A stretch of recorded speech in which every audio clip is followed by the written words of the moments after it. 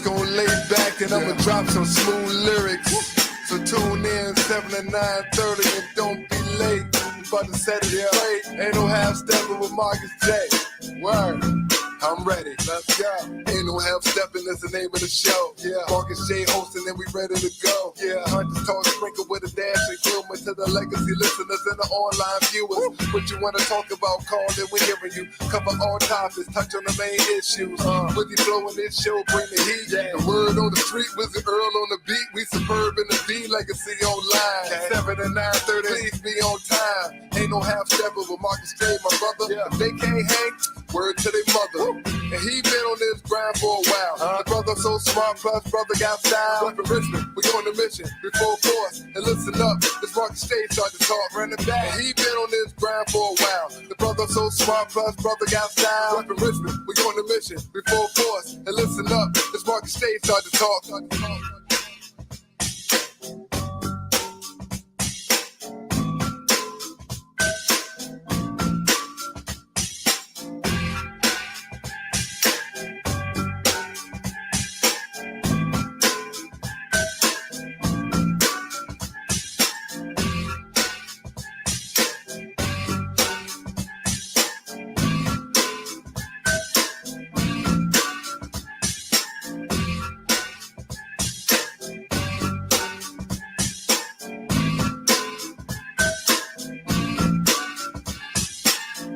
Steppin' is the name of the show. Yeah, Marcus J hosting and we ready to go. Yeah, Hunters talk sprinkle with a dash of humor to the legacy listeners and the online viewers. What you wanna talk about, call it, we're hearing you. Cover all topics, touch on the main issues. With the flow in this show, bring the heat. Yeah. The word on the street, Wizard Earl on the beat. We superb in the B legacy online. 7 to 9:30, please be on time. Ain't no half stepper with Marcus J, my brother. Yeah. If they can't hang, word to their mother. And he been on this grind for a while. The brother so smart, plus brother got style. Up in Richmond, we on the mission before force. And listen up, this Marcus J start to talk.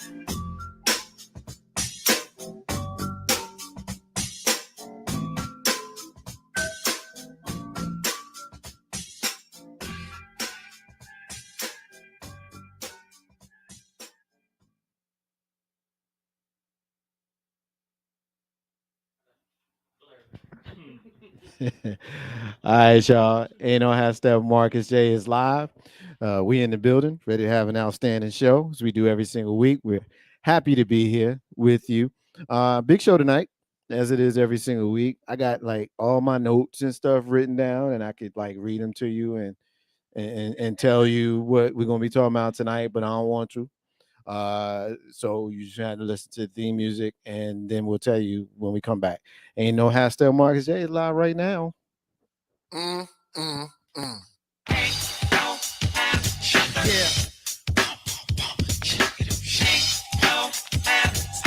It's about that time. It's about that time to get. Yeah.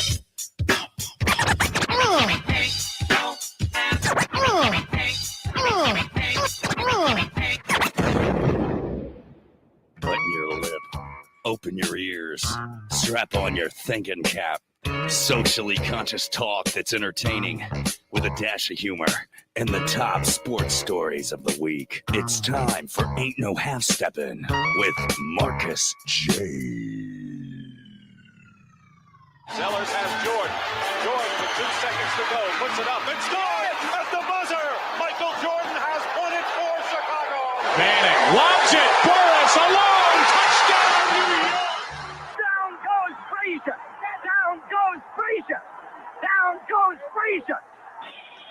He hits one deep to right center. That ball is out of here. The Yankees win the pennant.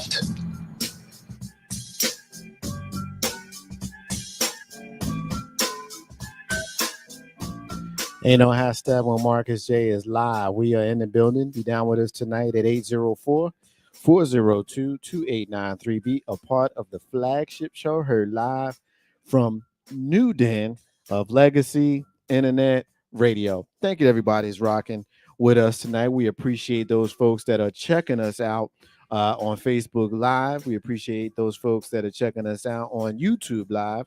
Thank you to the folks that are watching the replays and in all of the places that we archive our shows, because y'all rock with us. We will roll with y'all. A lot of stuff to get to tonight. Typically we tease it, but we're going to surprise y'all today. I'm in a kind of mood where I don't want to give y'all too much. I want you to just hang out with us. One thing that I can tell you that we're going to ask, one question: is the nice guy a simp? That's what we're gonna ask, and there's reasons that we're gonna ask, and that's all I'm gonna give you. I might give you a little bit more, but as we do at this time of the show every single week, we go around the room and we give our salutations. First up, he's my brother. He sits across the room from me. I'm happy to see him. It's my brother John. It's your brother John. What's up, John? How you doing, John? You good, brother? Excuse me, I'm just doing my social media thing. I'm well. Yeah. I'm well, brother. I'm feeling I'm feeling kind of good. Real quick, I ain't gonna hold it long. A minute ago, because we're here live in the New Den, Legacy Internet Radio, and there's some stairs involved to get to the studio, and they're kind of steep. And I normally go down there like a real old man, like one step at a time. But just now, the last couple times, I'm feeling so good. I went down there with a youthful skippity pop. Skippity pop to my step. Did you frolic? Bap, bap, bap. Yeah, lightly. Wait. As I touched the wall and the banister. Like Okay. on some real, You know what? Let me turn my Hans mic on. brothers, like on some Nicholas brothers. Okay. On some nigga, like, you know. And it was So, smooth. It was smooth. Yeah. It was smooth, and You guys I gotta feel see good how about big it. And this look, dude is for this. at 6'4", 290, if you can smooth on stairs, you smooth. So Especially kudos stairs to me. like hardwood floor stairs. And I got on socks, so I'm slippery too. Yeah. And they steep. They ain't the normal 7 inches. They like an 8.5 inch step to each. So it's a curve. So if you slip and you hit the wall, then you you gonna bounce. You know, yeah, and you it'll done. be bad. You done. It'll But be I bad. did that. So that's how I'm feeling right now, bruh. And yeah. That That's sounds like. it. I'm gonna go back to my social media That sounds like a duties, whole frolic. and we're gonna get in the show. A frolic. And you know, Hastel Marcus J is happy, pleased Skippity beep to bop bop. introduce our sister, the co-host of the show. She sits on my right side because she's my right hand. My sister in your staff, B. What's up, Steph? Always forward. How you doing, man? I'm good. Yeah. Laughing at So, did John you and his have skippity beep bop bop. the kind of weekend that would make you feel like it would be appropriate for you to skip the beep bop? I had the kind of weekend, at least one day, that makes me want to skippity beep bop bop out of the dating pool. Well, Just jump on out. Why 'cause don't you tell us about it? It's somebody peed in it. It's a terrible pool. Don't get in Is it. pee in the dating pool? It's pee in the dating pool. Oh my goodness, we are getting a call already. So let's see who it is.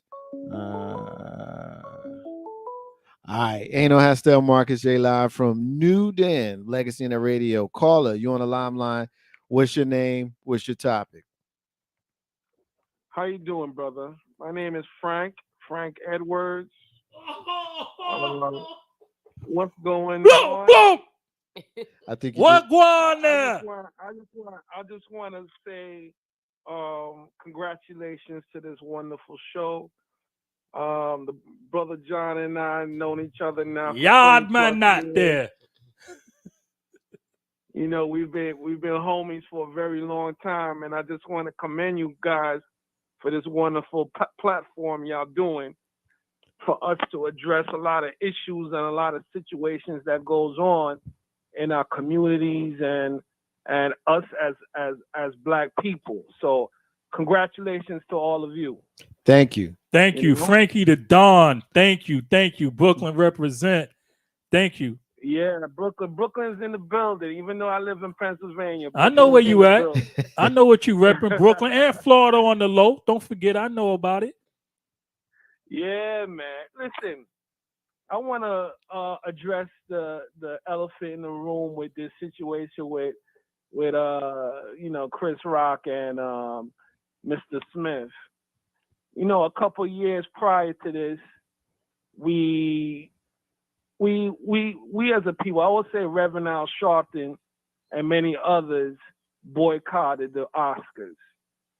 And the reason being because we wanted more vested interest in the Oscars. We wanted more of us involved in the Oscars. And as an effect, that boycott got that done in retrospect. You know, it got us more involved. It even got us a producer, African American producer, to do this last Oscar. And I'm kind of sad I mean, not necessarily this. Remember, the Oscars is all over the world. Everyone watches the Oscars, and you know, we all make mistakes. But at the end of the day, have you ever thought about this? Why at that point in time that Will Smith would do such a horrendous thing to another black man when the whole production was black people? The whole production was black people, and the producer was a black individual. So I just want to touch on that aspect of the situation. And, you know, we got to do better. You know, we always asking to get more inclined or more involved into certain things, but then when we get a little taste of it, it goes a different direction, or we make fools of ourselves. And we need to really consider building our own brand, even if we do build our own brand, we gotta conduct ourselves a better way. We gotta be 10 times better than the average individual or average race because of who we are. And I'd like to hear y'all comment on that. We appreciate you, brother. Thank you for listening. Thank you for watching. We're glad you had an opportunity to build with your brother. Frankie, listen. Yeah, man. That's my brethren. And you'll always be my brethren. I want you to hear this. Frankie, I love you. You understand that? I love you too, man. I love you. And your family, your beautiful family. Get them all my love. Right? And listen, keep listening to the show. We'll address it as much as we can. We talked a lot about it last week, but we'll address your specific comment in our opening salvo. But stay tuned and listen to the rest of the show. And please call back in if you have something. One more thing before I leave. One more thing before I leave. Yes, sir. I like to say that my daughters just got inducted into the National Honor Society. Yes. This with a 4.0 GPA. Yes. Congratulations. Congratulations. Thank you. And you guys, I'm gonna continue watching the show. You guys got a blessed night. Peace to you. Peace. Thanks, Frankie. Thank you. Yes. Ain't no how stepping with Marcus J live from New Dan Legacy in that radio, man. That was a wonderful call, and it's not often that we see John get so excited and animated, and anybody that can get you that kind of pure joy is all right with me. Ain't no how stepping Marcus J live from New Dan Legacy in that radio. John Jr. says, John, don't ever do that horrible Jamaican accent again. Yeah, it's all right. Hey, look, it always listen. be your own people, man. Look. It be your own people, man. As horrible as I know it is. As horrible as I know it is, I'll never leave it alone. Hey, don't have that I took it with me to Jamaica 3 times, and I lived good with it. Yeah, live from New Dan Legacy in that radio. And let me just say this. And as you stated, John, we spent a lot of time on this last week, so I'm going to comment, and then we're going to move on. Yeah. But here's what I will say to it. I am no longer subscribing to the mentality of we embarrassing our people by performing in any manner, because that kind of mentality suggests that we are inferior to anybody else.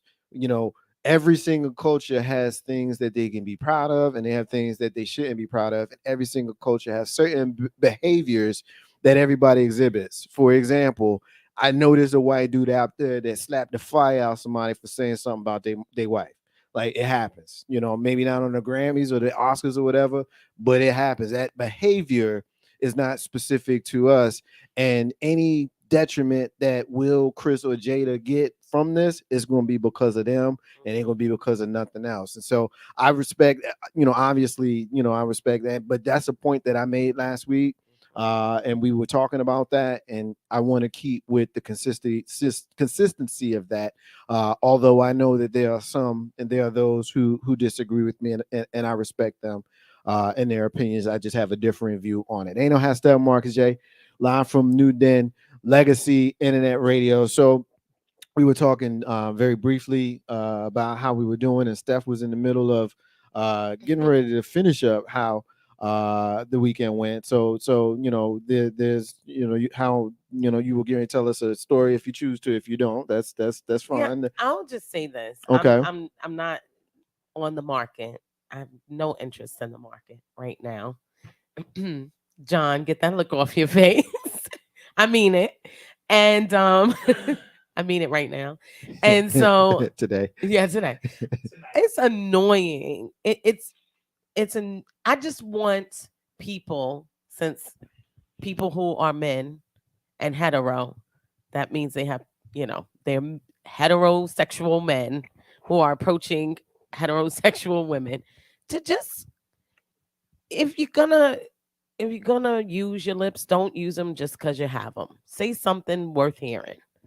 Just be smarter, interesting, something, I don't know, anything but what you are right now. So if you're going to approach a woman and you think that she's beautiful and she's minding her business, and you sit down, there's very just like little simple, hi, how are you? Those, introductory things. You look bougie is not an opening engagement for a new encounter. It's just not if you're going to stick around and try to use it as an opening to whatever you're trying to do. I just think at a certain stage, and that stage is once you decide you want to date, you just got to learn how to communicate, or simply communicate with people that are on your level. It's okay if you want to be underprepared for the dating, flirting scenarios of the world, but do it with somebody who's just as underprepared as you. So at least your game has some potential. It's kind of like if you want to come and speak to people who are at the master's table, please don't come with your kindergarten certificate, because it ain't gonna work. And it's a little bit annoying. And then it's also annoying, and this will kind of tie into the whole SIMP thing.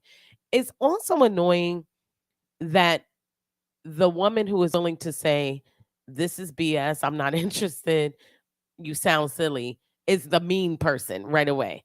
Like, this person literally said that was their intro to getting to know me. Sat down next to me in a crowded, dark environment and said, you look bougie. And I was like, I'm sorry, is that supposed to replace hello, you look nice, anything? I'm just saying, you real bougie. I was not impressed in the least. And I think at a certain age, for me, that age was long ago. But sure, I'll start at 45. I'm not interested. Yeah, that's tough. I'm certainly not gonna try to speak for anybody, but I don't think that anybody should lead with anything other than a salutation. Hello, Right. how you doing? And My name is. And I liken it, John, to how I am in the corporate world. When somebody sends me a note, and if it doesn't start with good morning, if it's the morning, or good afternoon, if it's the afternoon, I generally will either not respond or take my time in responding, which is obviously not the same thing. But Right. the spirit of come correct when you come to me. Don't say those first two words. All you got to do, come correct. Yeah, come correct, John. So here's what's going on, Steph. Here's what's going on. The world has gotten so much smaller, right? And what you are experiencing is an after effect of the shrinkage of the world. Because what happens is you have men of a certain age who are attempting their best to be current right?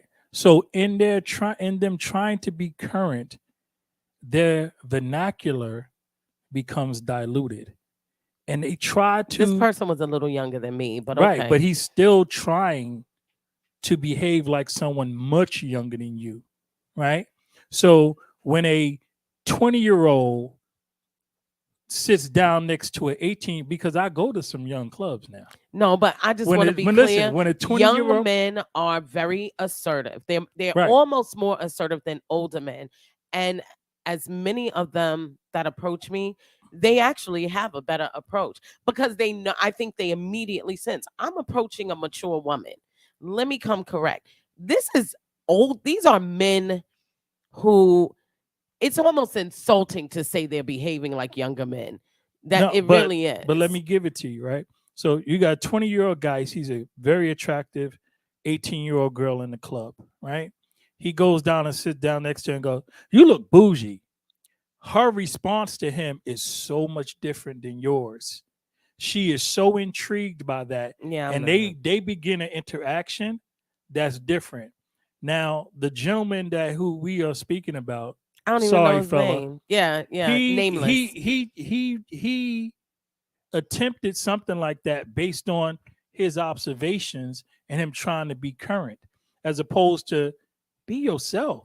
Just Stay in your be lane, you. right? And his Yeah. lane should have been, "Hey, what you drinking, beautiful? Can I get you something? Hi, I'm Dave.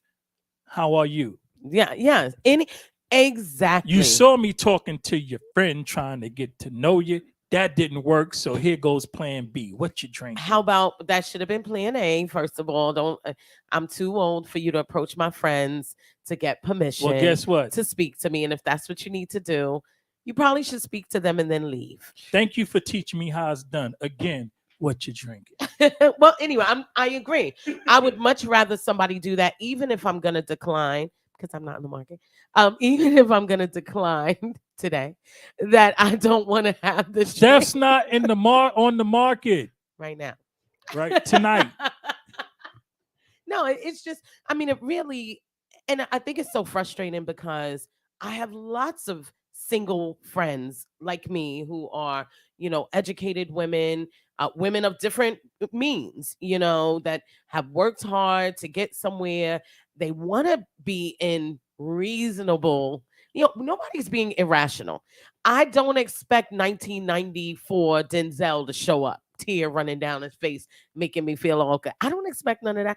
I don't even expect you to look like, I just expect you to come correct. You know what? Here's what I would say to this, right? Because as I'm listening to it, maybe it's the age and the maturity that I'm experiencing, but like we giving this way too much energy, dude. You can't say hello.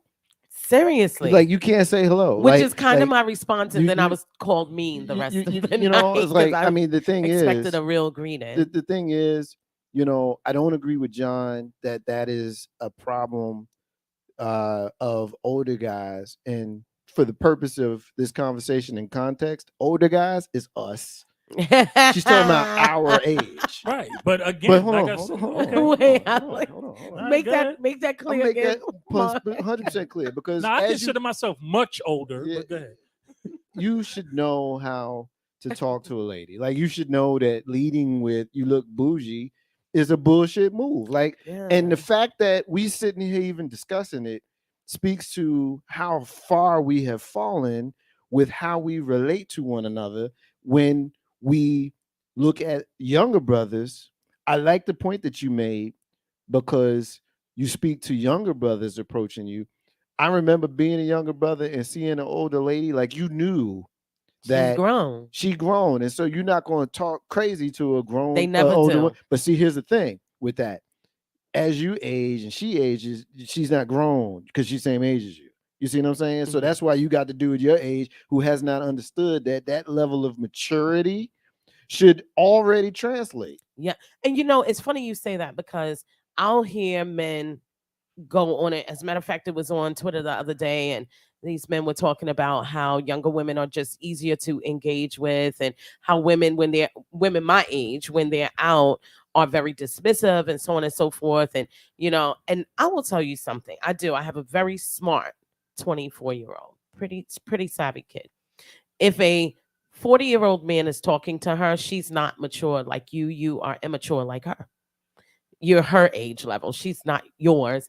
And I don't care what kind of conversation she can have. She can't carry a conversation like a 40-year-old person because she's not 40. So when men start doing that, I'm like, it's okay for you to say, I still haven't developed certain parts of my brain. My frontal lobes is starting to dim a little bit as I'm getting older. And now I'm firmly planted in a space of where I think this 24-year-old is on my level when the truth is I'm on hers. And that just is what it is. And it doesn't mean that you didn't have a degree and you're this and you're that. It just means you're not prepared. And by the way, the women you don't want to communicate that you feel is so difficult, they've dealt with you. They were groomed with you. Yeah. You're the problem. Right. You open up all the doors to this. So the simple thing about communicating with a woman who, by the way, it's not that you don't want to meet somebody. You're tired of the wrong people approaching you or the way that they do. A very simple thing is communicate the way you want somebody to communicate with you. Yeah. Yeah. You want somebody to come up and acknowledge you. And if they don't know you, not make announcements about you.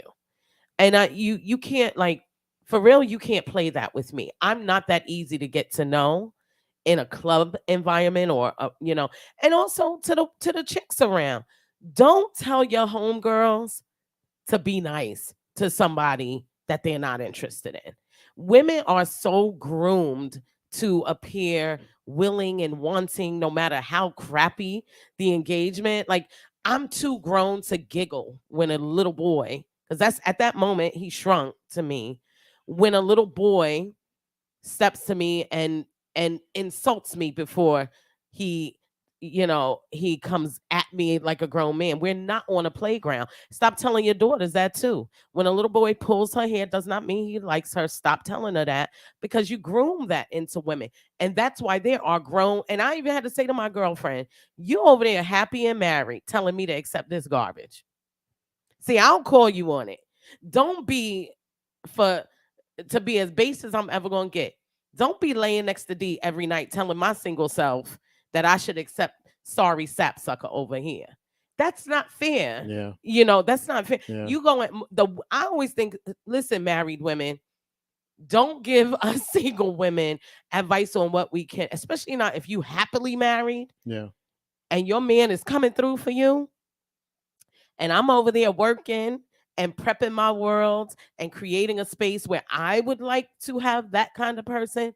Please don't tell me to be nice to the guy that approaches me on some bullshit. I'm just so glad, John, that we have Steph to open the window into that perspective, because, intellectually we can sit here and say, yeah, that makes perfect sense.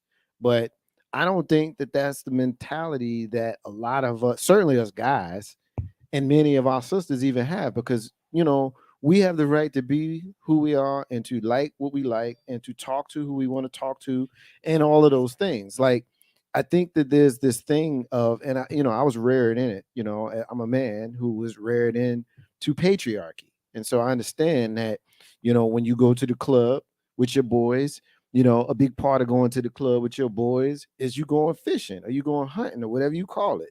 And you talk about how many numbers you can come home with and all that kind of stuff. And often that does not lend you towards appropriate conversation. Like, that's how you end up with, you look bougie. You know what I'm saying? Because if you throw out 10 I look bougies and you get, 7 that'll talk to you, and of that 7 that'll talk to you, 3 of them might succumb to your bullshit and 1 you might leave with. So you're going to use it again. You're going to keep on, because if you got that 1, you might feel like you were successful. Now, obviously, those numbers are not scientific, but the point that I'm making is that must have worked for him at some point. Yeah. And us men, we need to do better. And that one sister who succumbed to you look bougie, then I suppose God bless her. But I mean, I just think that sets a bad precedent, John. I feel like this, right? What we always must keep in mind is everybody has their own meter and gauge, right? And everyone is entitled to be as foolish or as wonderful as they can be, right? So I try now at my age, at my much older age, to just let people be who they are. Because I see people acting the fool, men and women, across the board, doing things that I used to clown people on so bad in younger days. And now it's just like, that person got a right to be stupid. They got a right to be foolish. Sure you do. That man, just that not man, sitting next right, to me right. in my But you face. listen, you you dismissed him, and he was dismissed. And the rest of the night, right? Look at the mean girl. You know, But- now it's a childish. Now you're a child. But listen, you know, that speaks to, again, the environment, right? And right now in life, I have eliminated expectation other than what I put on myself, right?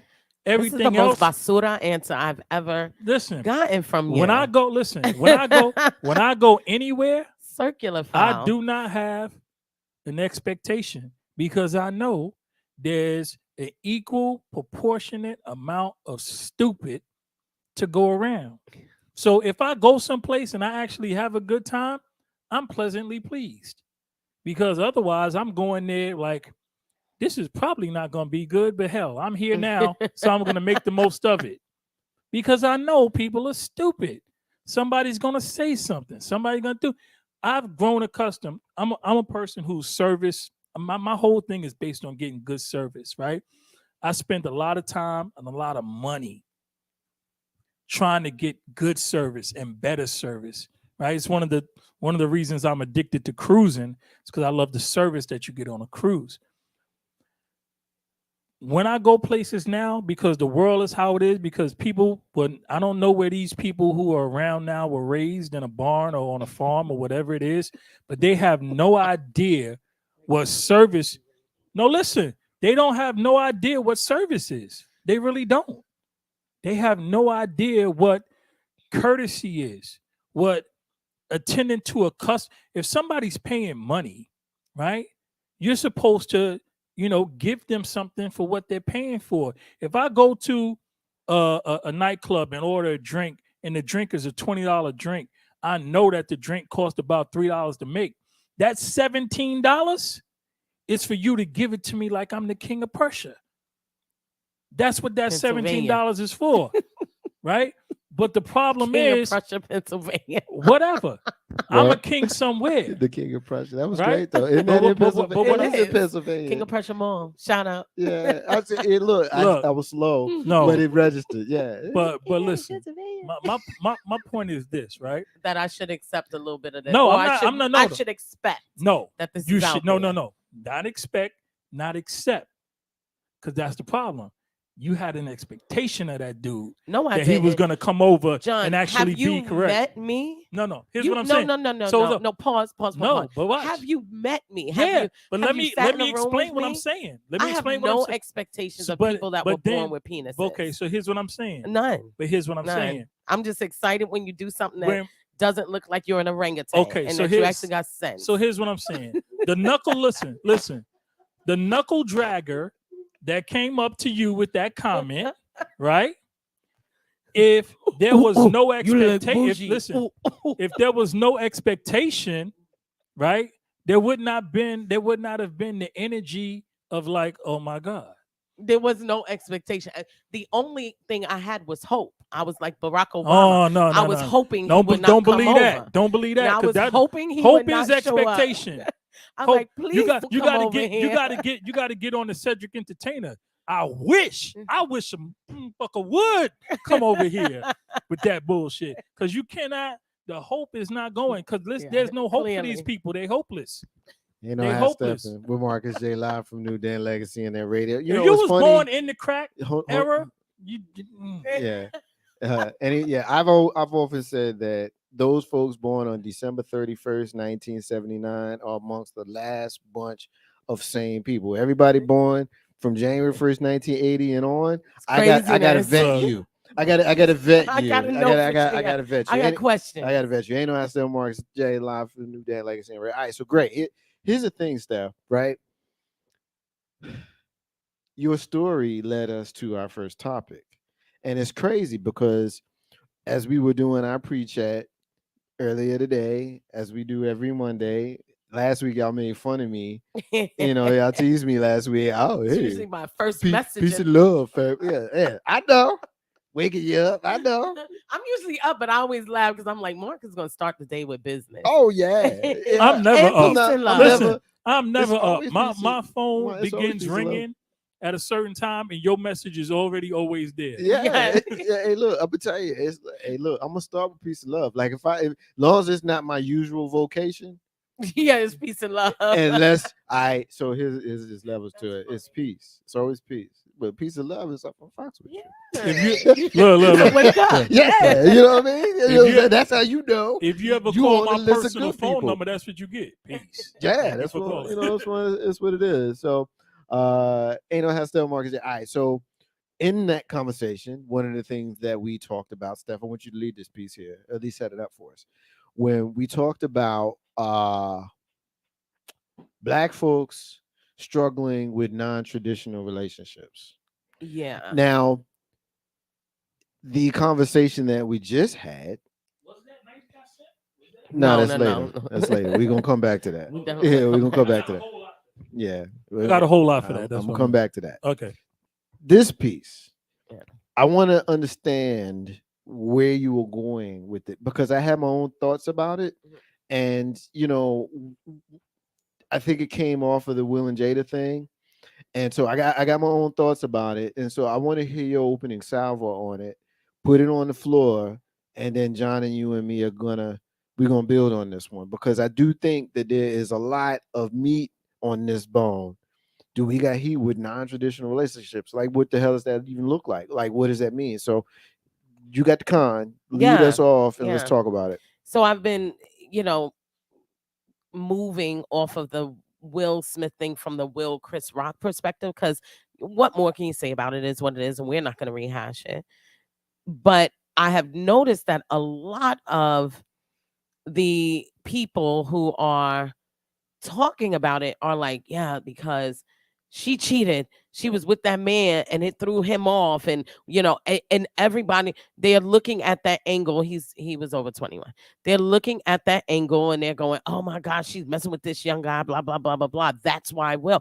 And for some reason, even though both of these people have admitted to having relationships outside of their marriage, have said that their marriage looks the way they are choosing for it to look, insinuating and in sometimes saying that they've explored other avenues for the sake of what they're doing.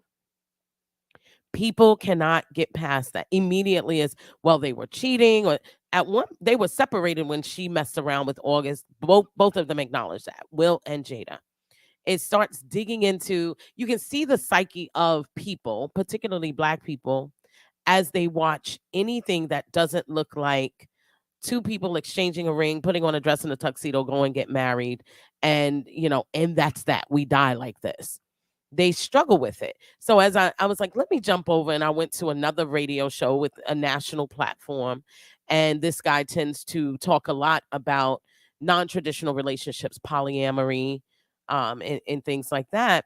And he's very into non-traditional, open, polyamorous, whatever it looks like for you.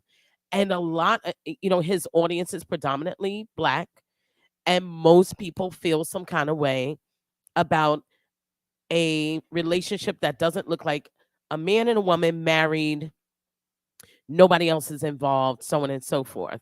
And I think that is, you can watch how a lot of that has changed the relationship that people have to the image of Will and Jada, because that's really all you have is a relationship to their image. You don't know anything about these people. You only know what they tell you. And so the relationship to their image has changed because we know so much about their non-traditional marriage. And instead of people being willing to accept that, It's more like it's got to be cheating, and look how they make it look nefarious and nasty and evil. But there are a lot of people out there who love the partner that they have, but also feel that monogamy is not for them. And for some reason, and it's not just what we see present day, it is also that our people are the most religious people in America when it comes to Christianity. They are the most practicing people. If you look at the stats, Black women go to church more than anybody else in the Christian faith in the U.S. religiously. That means all the time. So that certainly changes perspective. But I'm just so fascinated with how much we are turned off by it, by the idea of of something that doesn't look like the marriage that June and whatever Cleaver had. Ward. Yeah, that was his name? June and Ward. June and Ward. And Cleaver. their sons. Cleaver. Was it Wallace and Beaver? The Beeve. The Beeve. Beeve was his real name wasn't Beaver. It wasn't Yeah, Beaver. no, it wasn't, but the Beeve. I can't remember. I'm sure it's Wally and I can't remember. Wallace, short for Wally. I can't remember. But I will say this. I love that show. Ain't no hashtag Marcus J. I knew you would. That's why I use old school references. Yeah, I love when I'm Leave the around. Beaver, man. I love that show. All right, so Big Sister's checked in. She said good morning. And so I'm always happy when she checks in, just as Steph is and John is. And we always look into the camera, and we will always do this and give her salutations as we say, Good morning, Sue. Yeah, ain't no hashtag Marcus J. Live from New Dan Legacy and that radio. John, when I hear the question about non-traditional relationships, with the setup, a lot of it could be solved by just minding your business. For real. Like just mind your business. It doesn't matter what you think about what I'm doing. It doesn't matter what you think about what somebody else is doing.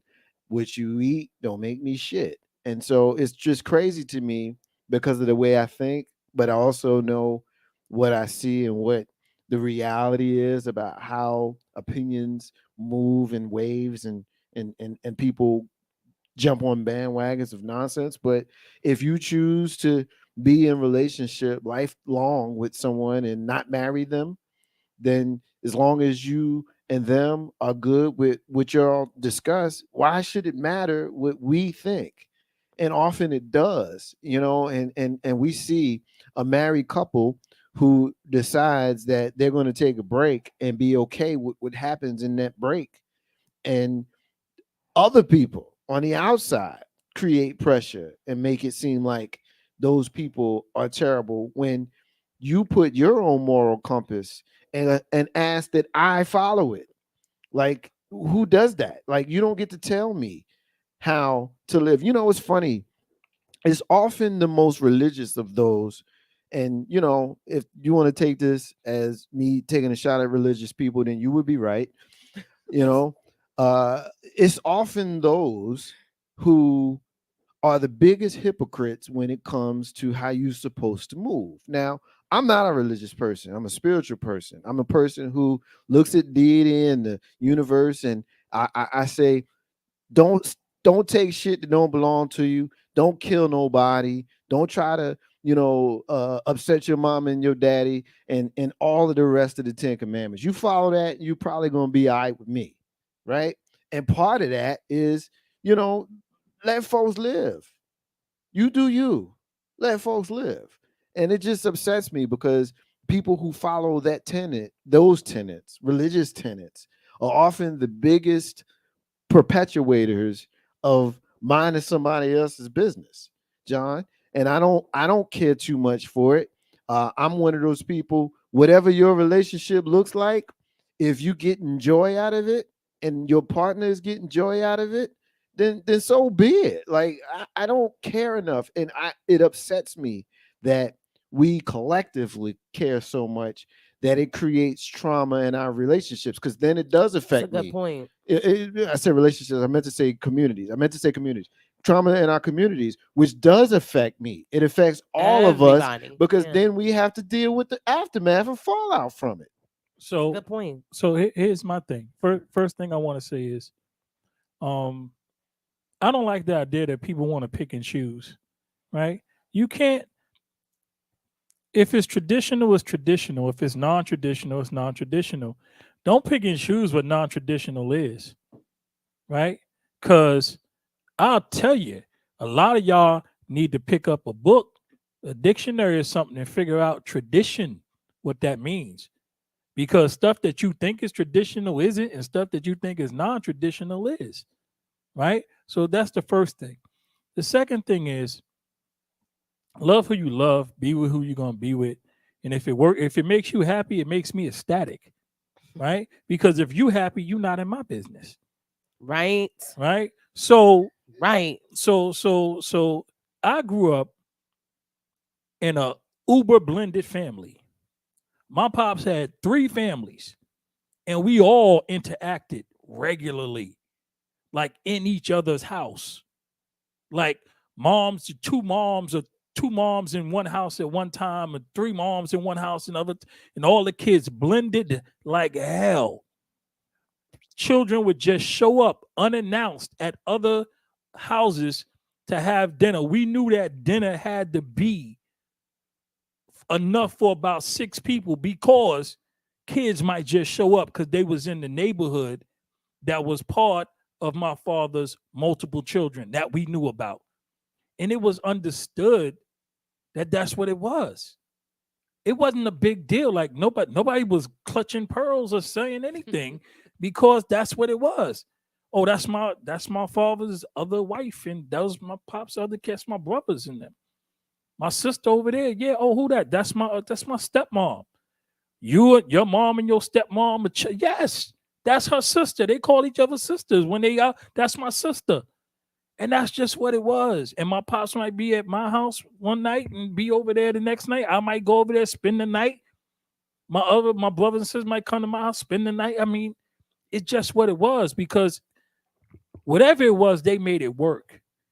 And I'm going to assume part of it was love, part of it was necessity, right? Because due to, heroin, and low jobs and all kind of stuff in the late 60s and 70s that was going on, the organized destruction of the Black family. That man, he kept three families, minimally, my father, right? And he was that man in each one. And it was better to have him there in each one than to have him in one and not in the other 2, because we needed a father. We needed somebody to go move the car, right? Or this is what you do in this situation. Or I'm going to tell my father.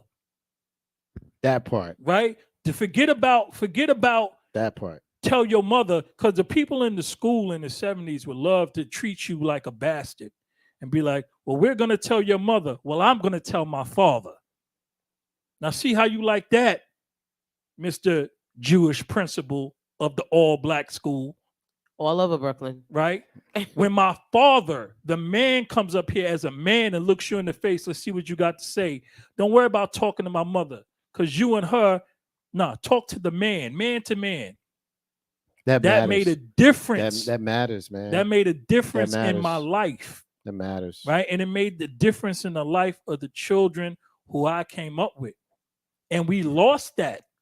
We lost that going into the 80s. Right? And those children, they daddies got locked up.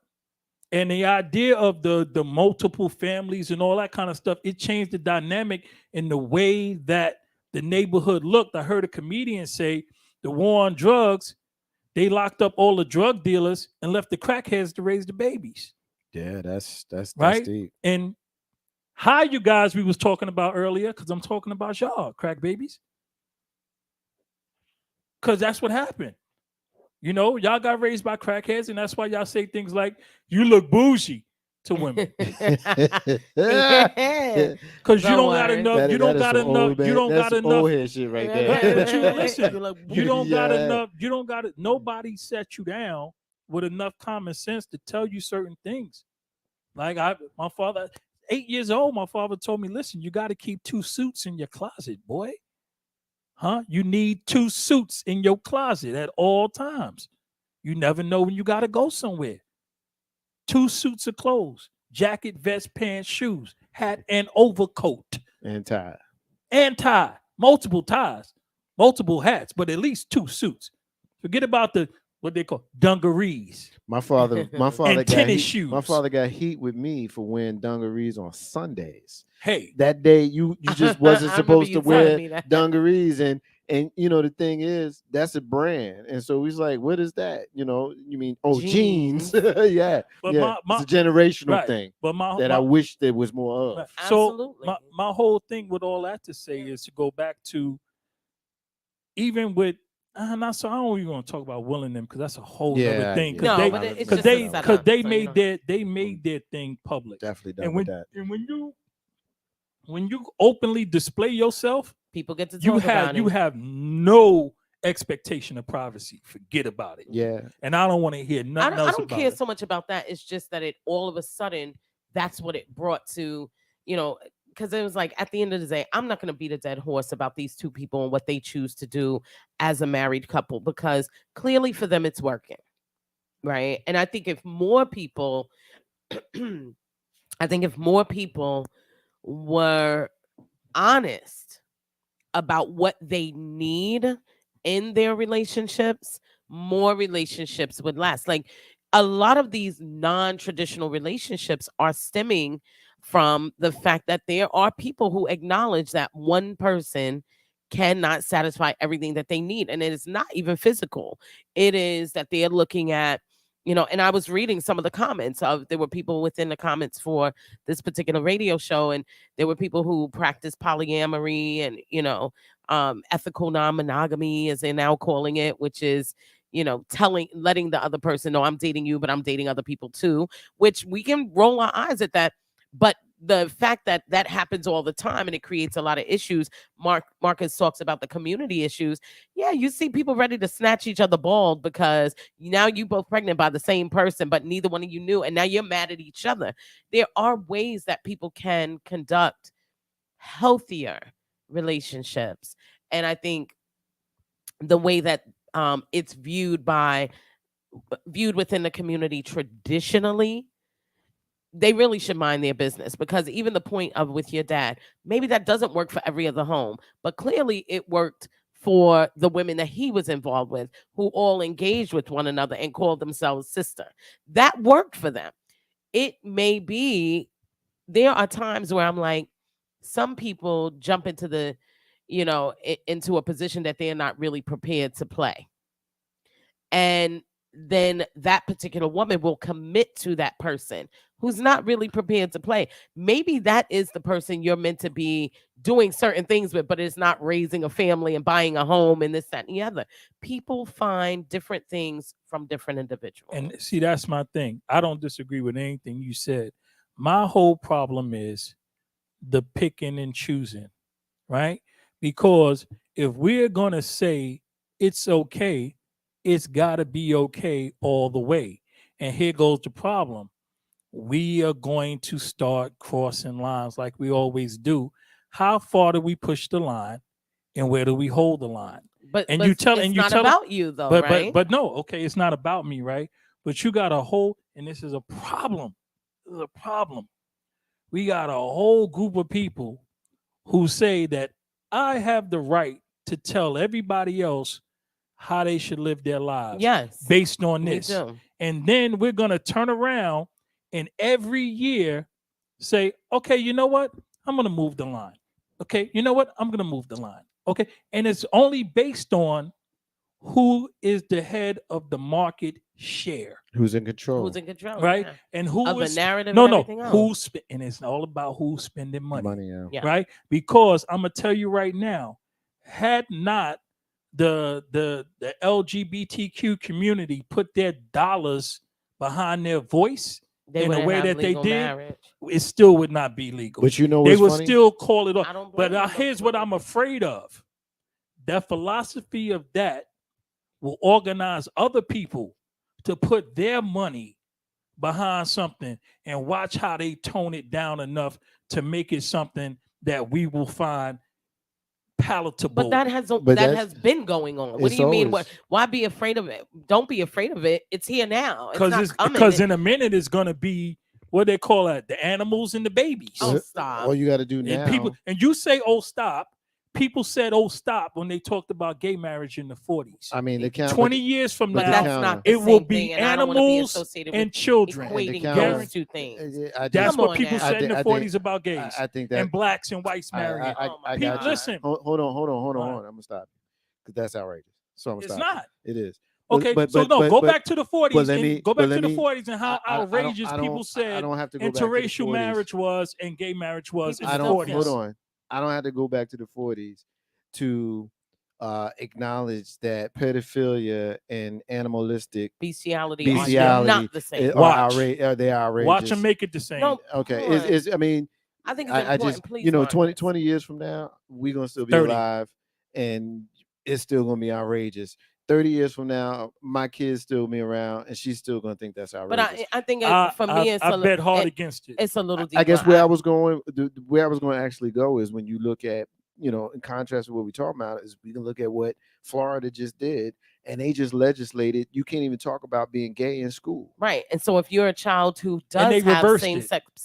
sex or same gender parents, whatever you want to say, if you are a parent, Can't talk your truth. you That's can't cool. speak your truth. So now, you know, all these little things, you know, school is an interesting place. And I read something from an educator that I thought was interesting, because the bill basically says you cannot talk gender identity. It's very broad in that way. So this purpose. particular teacher said, great, then I will not be reading any books that talk about any gender identity, not a father, not a mother, as a him and a her. I will be removing all of that from our space. If it means I only do EIEIO books, that's what we're going to do. Because if we're removing gender discussion, you know, and the familial relationships that people have, she said, I'm going to remove them all. I do want to be clear on one thing. Just like I don't like when, and I grew up around evangelical weak people, they will often equate black and white marriage, to your earlier point about the 40s and whatnot. They still do it. They will equate interracial marriage with, you know, marrying outside of your kind. You don't ever see a pig and a dog mating. They literally, I've sat in environments with weak people in church environments, and they've said that. Oh And yeah, That's what what you were saying. Right. sounds like. But it is a flawed comparison, and I say it this way. I get offended when people do that, because I'm like, you're talking about two human beings. We're not making animal, you know, equivocations, not necessarily to you. I'm talking about the people who do this in church. It is immoral and offensive to equate a same-sex couple with the acceptance of bestiality and pedophilia. And that is something that is done to same-sex people to stigmatize them, to put fear upon them, and to rile up bases of people who have conflated and misconstrued the nature of two women who are in love, married, you know, raising a family, a healthy family, two men doing the same, whatever it might be. Just because it doesn't look like the relationships that I have, we wouldn't say, if Marcus and I were dating, we wouldn't equate that, you know, we wouldn't try to bring up, well, you know, you shouldn't be fighting. You wouldn't see two bears fight. It's silly to do that to people, especially when they are in healthy relationships that just so happen to be, you know, same gender, or, you know, male, female, if that's how they, and it's not even about non-traditional. but that's what it is. But non-traditional in the sense that it according doesn't look to- like what you That's think it what should I'm look saying. You like. think it Pick and should look choose. Yeah, but it is not picking and choosing for two human beings to decide they want to be together. And it really is offensive to equate that with accepting bestiality and pedophilia. We're talking first of all, two of those things, one of those things, you know, statistically, I'm going to show you something. It's not even about, you know, what it. I understand how people believe, and what I'm saying is the people who use who use animals or bestiality and pedophilia to discuss same-sex marriage are really disgusting. That's people. not what I'm not equating the two. I'm just saying Listen, when you watch bring it up I'm in not that way. I'm not equating the two as if they're a comparison. What I'm expressing to you is that we live in a society that is dominated by media and by people in power who will dictate what is normal. Because I don't care what anybody says. I know that 20 years ago, if you told somebody that in today's 30 years ago, if you told somebody that in today's day and age, a 14-year-old or 8-year-old child would be able to determine their own sexuality, you'd get laughed out the room. I'm not But saying it's a that's real, not but the it's truth. but it's real right now. So what I'm telling you, if that can be real right now, and it was unreal 30 years ago, and they're telling you that babies can determine their own gender. Oh my God. 30 years from now, they'll be telling you that them same babies can determine that they want to go have sex with adults, and it's all right. It's not the same. You know, it's listen. If they can, and if also, if they people can, people back then had those same gender issues. They just weren't allowed to speak about them. And you know, let's not. But I'm telling you what our perception and what we're okay with what has always been, and we just weren't willing to accept. But listen, there has been. NAMBLA has been around since the 1970s. I'm not going to talk right? about NAMBLA in the same way that we discuss people of same-sex marriage. Listen, it's not about that. It's not about a personal thing or a feeling. It's about a cold hard fact. And the cold hard fact is there's a good number of pedophiles running around this country and the world, and they feel, and they feel and strongly believe that what they're doing is right because it's right for them. And you can sit up and argue with them. I don't mess with them and don't care nothing about them. But in their group, they feel as right as anybody else in their group. They're insane, but they feel that they're right. And given enough money and press and good press and spin, it can happen. I get your point. And when you said that that's how they feel, I understand where you're coming from in a different way than I did before. But I think that we have to rely on what we know is common sense. And common sense, it ain't common. And they done dumbed down the nation to a point now, bro. Let me finish. We're not gonna do the cutting each other off thing. Let me finish. Common sense from pretty much any, there's certain baselines that we have. And one baseline is, I think we all agree that a human being having sex with an animal is strange.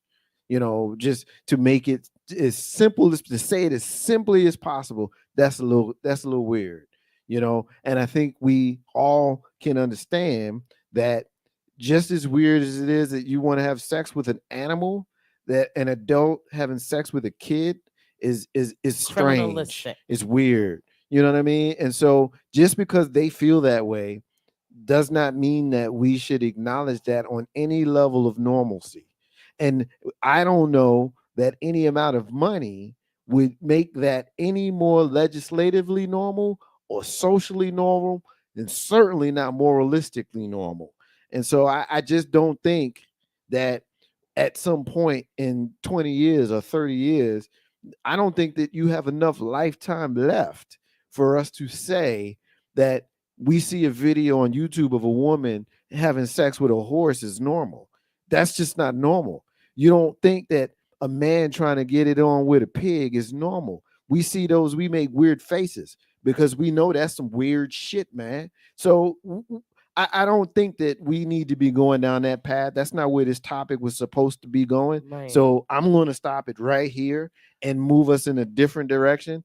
You want to make your last point? You made your last point, yeah. but make it quick because it got weird. All I'm gonna say is this. All I'm gonna say is this: one, I'm not for any of it. We're not suggesting you are. That's one thing. But I think that you're suggesting that other folks would be on a grand enough scale for it to become a thing. But what I'm trying, that's weird. But what? Okay, but here's what I'm gonna say to you, right? Marcus, the way that you feel right now is the way the majority of people felt 40, 50 years ago about same-sex marriage and interracial marriage. Really, listen, I'm telling you. I gotta And they distance spoke the myself. same words. They said the same things, and they Right. held the same opinions. Those people die. Other people are born. They get normalized to something, and the next thing you know, it's a thing. The comparison between the two, I'm not making And we the shouldn't even comparison. mention it in the What same I'm telling you is media, what people are used to seeing, what shows up in people's face becomes normal. John, I'm not People have arguing that normalized point. I need to be clear people with have you. normalized brutal violence to the point that children are killing each other because they don't understand, because they got normalized through it, through violent movies and violent things and violence on the news constantly being bombarded into their psyche. They don't understand what death is anymore. Things have become so normalized through media and through press, or the idea of making money. I'm telling you, with enough money and enough spend, they will normalize things that we feel is across the line now, given enough time and enough money. And we might not be around to see it, but trust and believe they can make it happen, because that's how powerful the suggestion of media is. And psychological warfare is a real thing. Ain't no hashtag Marcus J live from New Den Legacy and Net Radio. I'm going to read this comment here, and then we're going to move on, because that whole piece just got weird. Homosexuality is often lumped with gender identity and expression, and they are not the same. Cisgender homosexuals often love one another and are strongly secure in their gender and gender expression. We must be careful lumping all of the LGBTQ plus community together. Despite the acronym, they are not the same. Definitely appreciate that comment. Let's see. Additionally, let's see. Hold on. Got a bunch of these comments that are flying in. I want to make sure we get them all. Additionally, we must be careful equating homosexuality with bestiality, pedophilia, and other sexual deviancies. They simply are not the same. Morally, one may disagree with it morally, but they are not the same and cannot be equated, which is essentially the point that I was trying to make. Let's see. I do agree that the expression has changed over the years, and what is publicly tolerated sexually has changed over the years. Homosexuality is not bestiality or pedophilia. That commenter is kind of driving home the point that I was making. And while I understand and receive where you're going, I just don't see these things as parallels, John. So I want to move on from here, because it's just getting too weird for me. And you know, hashtag Marcus J live from New Dan Legacy and that radio. All right, so here's what I want to do, since we're in this kind of strange relationship space. It's a perfect opportunity to kind of shift it, as we were talking about non-traditional relationships, and as we brought it up, it was more so about polygamy, polyamory, not polygamy, because that's more a different type of thing, but polyamorous is kind of the conversation. And when we were looking at Will and Jada's relationships as a couple who were together and separated, and absorbed, whatever you want to call the outside relationships of their partners, forgave and moved on. There are a lot of those folks in the mainstream that have issues with that, see that as some sort of problem, where, for me, my opinion of that is, what they're eating is not making you shit. So why are you really worrying about it? And I think that while we know that intellectually and even socially, when we're dealing with us as individuals and our own communities, I think there's a different type of responsibility that comes with being a famous person, because part of it goes to the idea that that people are going to talk, can't expect that they won't. And while we know that we need to mind our business, we know that the majority of folks won't. We spent 2 hours of our 3 last week talking about this, because we know that we have opinions about it. So there are some things that come with being a person in the public eye and spotlight. You know, you can't expect that people are going to mind their business, even though they should mind their business. Right. Can't expect that they will mind their business. And so I wanted to kind of put a bow on the piece of non-traditional relationships, because it did fairly and honestly lead us into the part of the conversation where we talked about, homosexuality, what you might do outside of my purview is none of my business. Right. And so I wanted to kind of bring that all back, kind of succinctly as we move on to the next piece, and we talk about the nice guy, is he a simp? Because keeping with the relationship conversation, this was another one that we talked about in our pre-talk. As there are some, when you look at a relationship like Sierra and Russell Wilson, when we talk about how there are some who remember her with her previous partner, and I can't remember the guy's name. Future, yeah. There's because I'm not a fan of any of them. I ain't got no heat with none of them, but they just ain't my peoples. And often we can say that I'm not a fan of them, and you think that you got a problem with it. I ain't no problem with them. They just ain't my people. It's not what I like. But pop culture wise, I guess I'm drawn into the conversation. And so there are some who saw her with him, Future.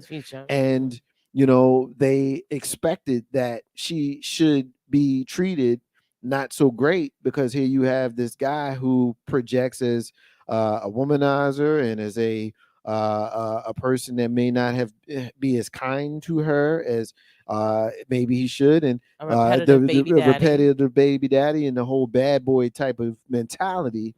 And we expect that our sisters will consciously, purposefully, and consistently put up with that sort of behavior. And when they lament the fact that there are not any good guys around, and then you get a good guy, someone who treats you nice, someone that wants to treat you like a queen, and someone that expects that you reciprocate that type of behavior, and it's a peaceful, loving, back and forth relationship, somehow now this dude is known as a simp. Now, I've heard that term before because I've aged out of really caring about what any of that means. I had to look up what a simp is, and Urban Dictionary suggests that a simp that is someone who probably does a little more for the object of their affection than what is reciprocated. Maybe spends a little bit more money, or maybe gives a little bit more love. Whatever that overextension of give and take is. It's more so about the idea of giving more than what's being received. It is more commonly referred to as the male being the simp, because he's the one that's doing too much or giving too much. Right. And so I want to talk about whether that you just send me a little tad of that. Okay, maybe not. Okay, never mind. I got drink delivery.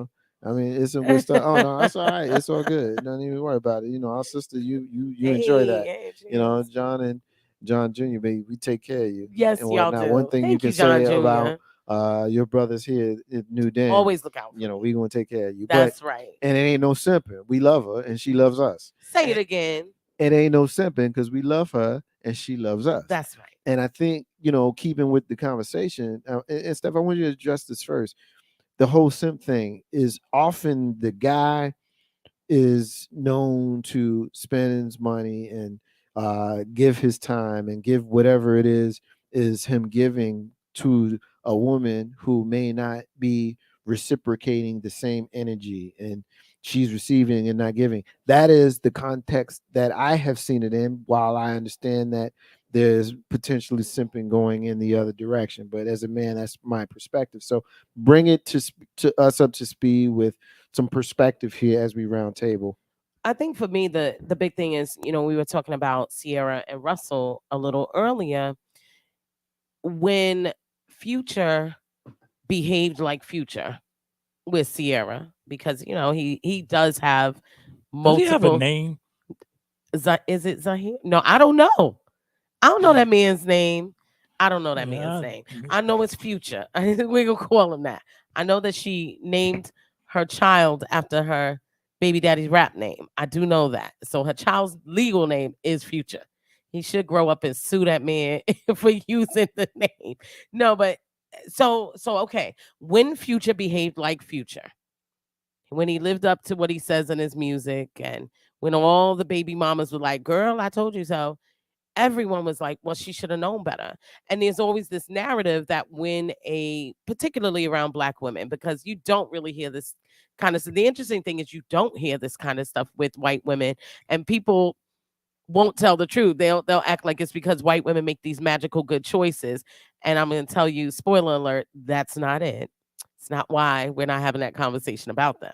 So with her, Future behaved the way he did. She got the results that were expected. He broke off their marriage at their engagement at the last minute. Sis already picked her wedding dress, this, that, and the other. And people were like, oh yeah, because y'all don't like nice guys. You keep going with the guy that's a jerk. Y'all like these thugs. Y'all like bad guys, so on and so forth.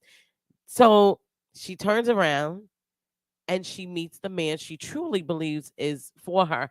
And this man is demonstrating it based on her standard, not mine. Based on her standard, this man is living up to her dreams. She is consistently tweeting about him. He's consistently tweeting about these two people love each other. I don't know what the big deal is. The big deal is the underachievers and the underperformers in the relationship world, or the standards, the average folk in our community, are now looking at her, and because she's being treated well, he's a simp. I'm really like, just go ahead and say that you don't want Black women happy and keep moving. Because at the end of the day, she did exactly what y'all said she should. Well, she knew she was dating a terrible dude. That's on her. She went and got somebody who is clearly better than her. And the Black man who demonstrates provision, stability, security, love. He's embraced her child from a previous relationship. He has publicly tolerated and not reacted against half a brain previous baby daddy. He has protected his wife. He loudly proclaims that he loves her. No different than when you say, I am unapologetic about having love for my brothers and not having to qualify it. This man is not qualifying that he loves his wife. He has no problem telling you 1,000,000 times over, I love my wife. If it was about a financial thing, first of all, she has money. Second of all, I get that he's got NFL money, big prospect money, but she has money.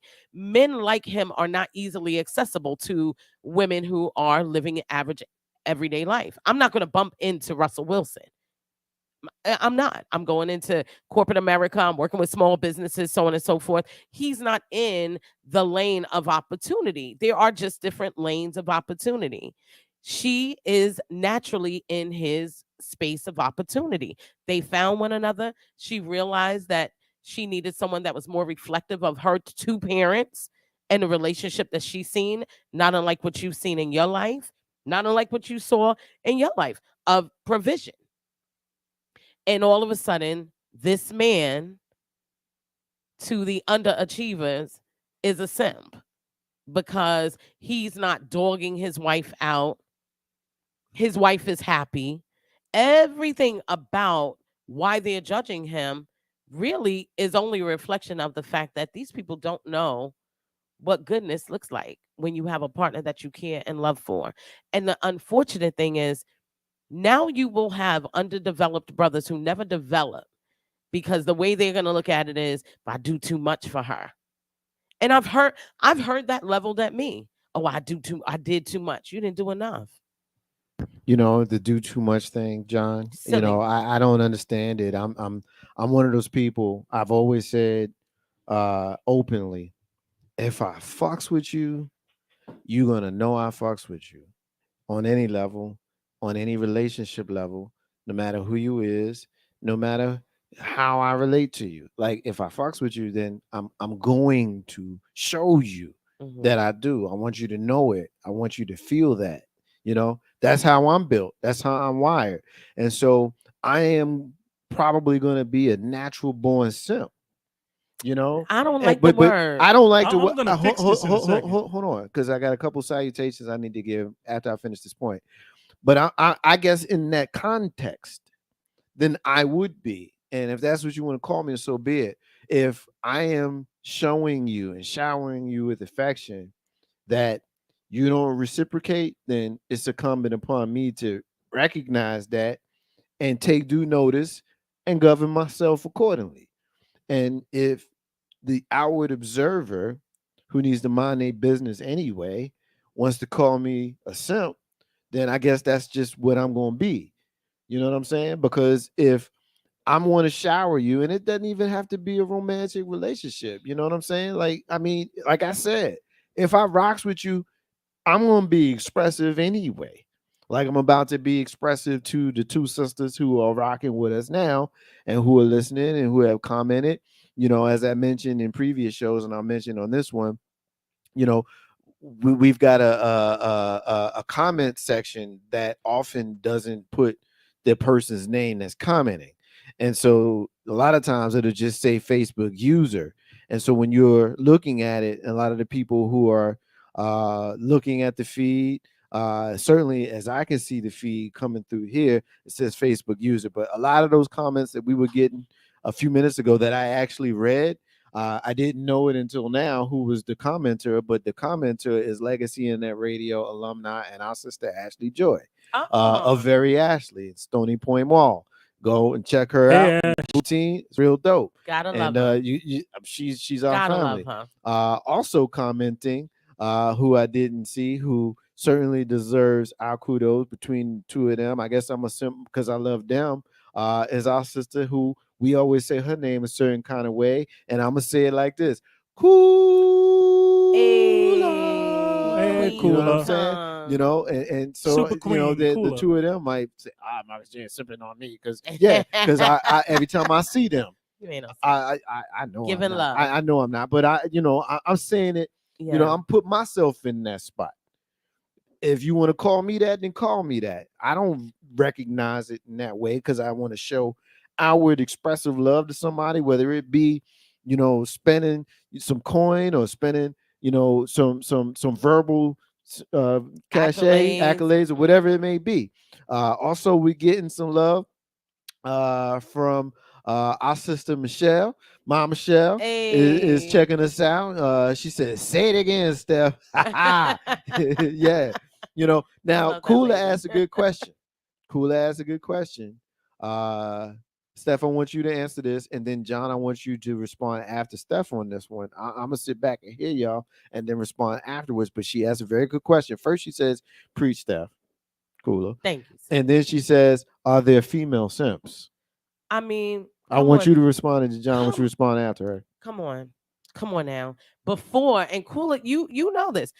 SIMP is a fairly new piece of vernacular. There's always been some way that people have referred to it, but if you really think about it, for the last I want to say maybe 18 years, maybe longer, we always have that person, woman, female, that is spoken about in the light of the very same way. She is the proverbial pick me, the ride or die. She is, you know, the unfortunate thing about a simp when it's a woman is usually that she's involved with somebody that she shouldn't be involved with.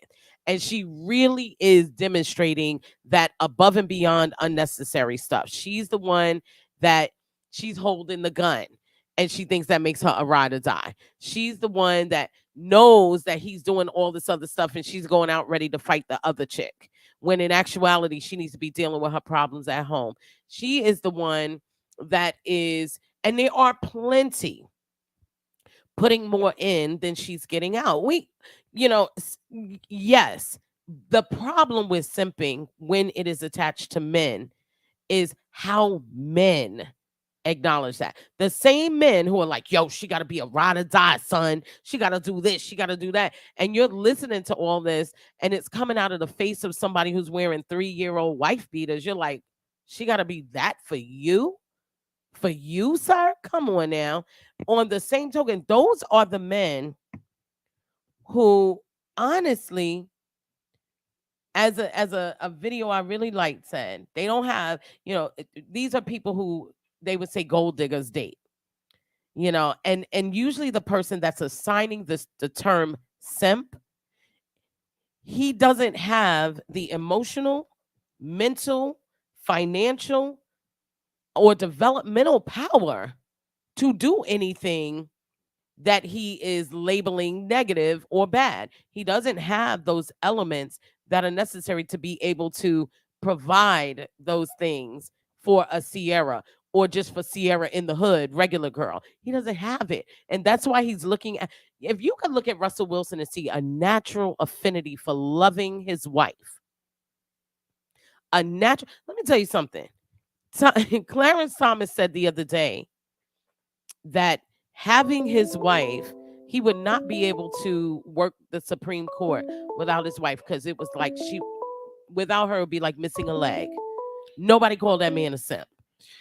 Ain't no hashtag Marcus J live from New Den, Legacy in that radio. Caller, you on the live line. What's your name? What's your comment? Yeah, this is John. What's up, John? What's good?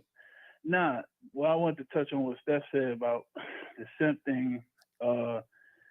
Being a simp is not necessarily a financial or a person has in their resource bag to get for a woman or whatever the case may be. It's usually in the reserve for men who do stuff for women that they can't normally be with, or the woman wouldn't be with him if he wasn't in that position. When it comes to Russell and Sierra, I feel like they're on a, not even, but she's rich, he's rich. And I think he's just a naturally good person. So I don't think it's simping, but simping is usually reserved for a brother or any other male that really just can't be with a certain female, and they give presents or whatever the case may be just so they can have their time.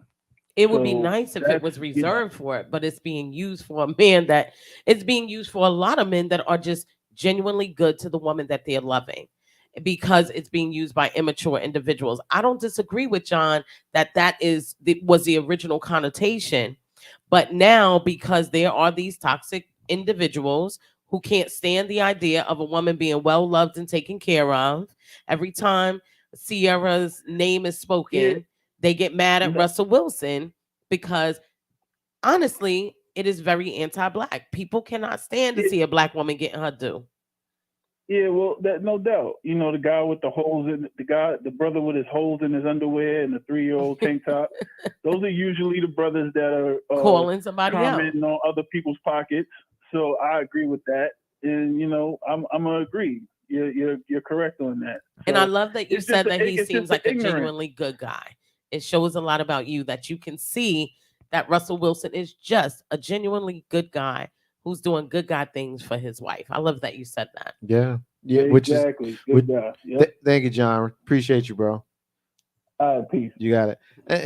That's the reason why, you know, if somebody wants to call me a simp, then I'll be there. I'll be there. Because it's like, I mean, you know, your explanation of it, Steph, you know, as I give it to John, it's like, you know, you being called a simp because you want to be nice to somebody. Now, there's something to be said for not being taken advantage of. Right, which John brings up an excellent, you know, brings up an excellent point about that. And shout out to our sister Leah, paying for attention, who is listening. She said, "I really like his explanation on this." Yes, and so shout out to I did like it too. But you know, if we talking about somebody like you said, Steph, who you know is really wanting to make an impression on somebody who they like, and you know there is reciprocation, that's not simping. Yeah, they wanted Sierra to lose, and I'm gonna be quiet so John could get in. I'm so sorry, Big Brother. He double dutching. They that's exactly right.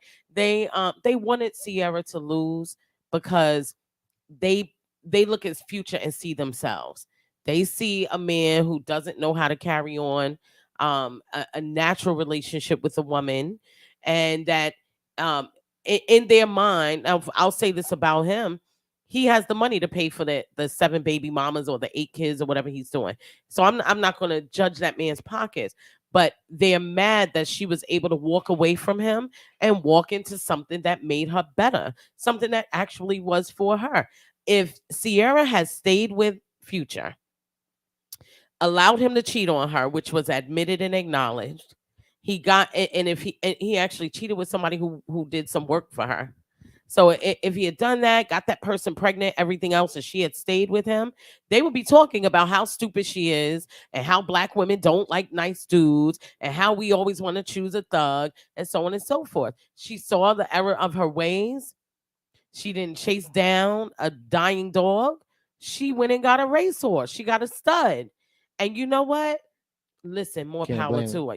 I can't blame her. She actually went where she belonged in the first place. Leah is asking, is John okay with being a simp? And I guess it's a fair enough question as we, turn the con over to John. John is I have a lot to say about this, so give me a minute and let me help y'all out. First and foremost, the vernacular is jocked. It is jocked from a lifestyle dealing with pimps and hoes. Please excuse my language. I'm not trying to disrespect women, but I'm saying where they hijacked the language from. And the simp was an actual pimp who was not properly managing the hoes under his management. That makes it even worse. Right? That's what a simp is. Right? So now it was hijacked. Now let's get into it. It was more related to what people were calling at one time a trick. And the problem with that is also hijacked from the same lifestyle, right? And there was a big thing where it's it ain't tricking if you got it. Remember that? That was a thing? Right. No, it's only tricking if you got it. Right? If you don't got it, you're fronting. If you're spending the rent money, you're fronting. It's only tricking when you got it. It's tricking when the money that you're giving is so meaningless to you and means so much to whom you're spending it on that it's like trick or treat. It's nothing. You're throwing it away. So when you spend this is $6,000, when you spend $6,000 on a first class plane ticket to fly the girl from Biloxi to New York to spend the afternoon with you, right? Just because the way she looks, and you may not have time in your day to even have sex with her. You just did it because $6,000 doesn't mean anything to you. It means what 60 cents means to most people. You're tricking. Now, the guy who's fronting would be the guy who they would translate to be a simp, right? Because he really don't got it. Going back to what John said, he really doesn't have it, but he's carrying on like he does to try to get the attention of a woman who is within the social circle outside of his circle, right? She's at a different level. So he's fronting, spending money he doesn't have to impress or gain her attention, where she really is not even giving him attention. She's just accepting his gifts without anything in return. Okay, I want to challenge you so that you actually address what the real issue is. I appreciate these historical analogies of what the words are, but I want to make sure you're going to address the fact that we're calling people this outside of the space of that. That's the problem. Okay, this is what I'm getting to. Just like the language was hijacked and misappropriated, like calling people Uncle Toms in a derogatory fashion, when the original Uncle Tom was much more of a favorable person, right? Yeah. The same thing. So now, again, I'll take it to like snitching. If a person didn't commit the crime with you, they cannot snitch on you. A person who you committed a crime against is telling, because that's what they're supposed to do. They're not snitching. A man who is attracted to a woman and wants to treat her the way he wants to be treated, right? Golden rule. Say that part a again. Man who likes a woman and wants to treat her the way he wants to be treated, which is the golden rule, is called normal. It's called proper human behavior. It is not in any way simping. Now, to address Cooler's question, are there women tricks or simps or whatever you want to call it? Yes, there are women who go way outside of themselves to try to impress men. Catch a charge. Right? And these men are not, the attention that they're trying to get from the men, they're really not getting. And the men are not vested, reciprocating anything. Right. Right? So these are the women we're talking. We're not talking about the. Let's go back to the what you mentioned, the ride or die. Because here goes my problem. I don't want to get into anybody's. I know too many women. I have far more women friends than I do men friends, and I know too many women who are in bad relationships. My opinion, right? But again, if you like it, I love it, right? And if you feel like you want to stay with this man after we've had conversation upon conversation, after you've cried to me, after I've offered you opportunity to better yourself, to remove yourself from the situation, but you just keep going back, it's something in it there for you. And I'm not going to knock you, because if I keep knocking you, you're going to turn around and turn your dislike to me because I'm talking against something you love. If that's what you love, if that's what you committed to, rock on. Same thing with fellas. If you feel that's what you got to do, more power to you, bruh. I offer you my humble opinion about how you can improve your life. But if you feel you living your best life, I'm not going to downplay you or insult you. I'm going to say rock on, man. Because if you happy, I'm ecstatic, right? And that goes for everybody in any kind of lifestyle that you want to live. If you ask my opinion, I'll give it to you. I'm not going to give it to you without you asking. And if you disagree with it, happy. If you happy, I'm happy. And that's what it comes down to. This whole idea again, this goes back to what I'm talking about, the power of media and the way it influences people and the way money dictates what the social norms and actions and the way people's behaviors are in society today has gotten to the point of toxicity that is almost unbearable. I cannot believe the way people respond to media these days. And this would take us back to the Will Smith, Chris Rock thing. What went on between those two very rich people is their business. But the whole world will turn on a cartwheel responding to it, and it don't have anything to do with them.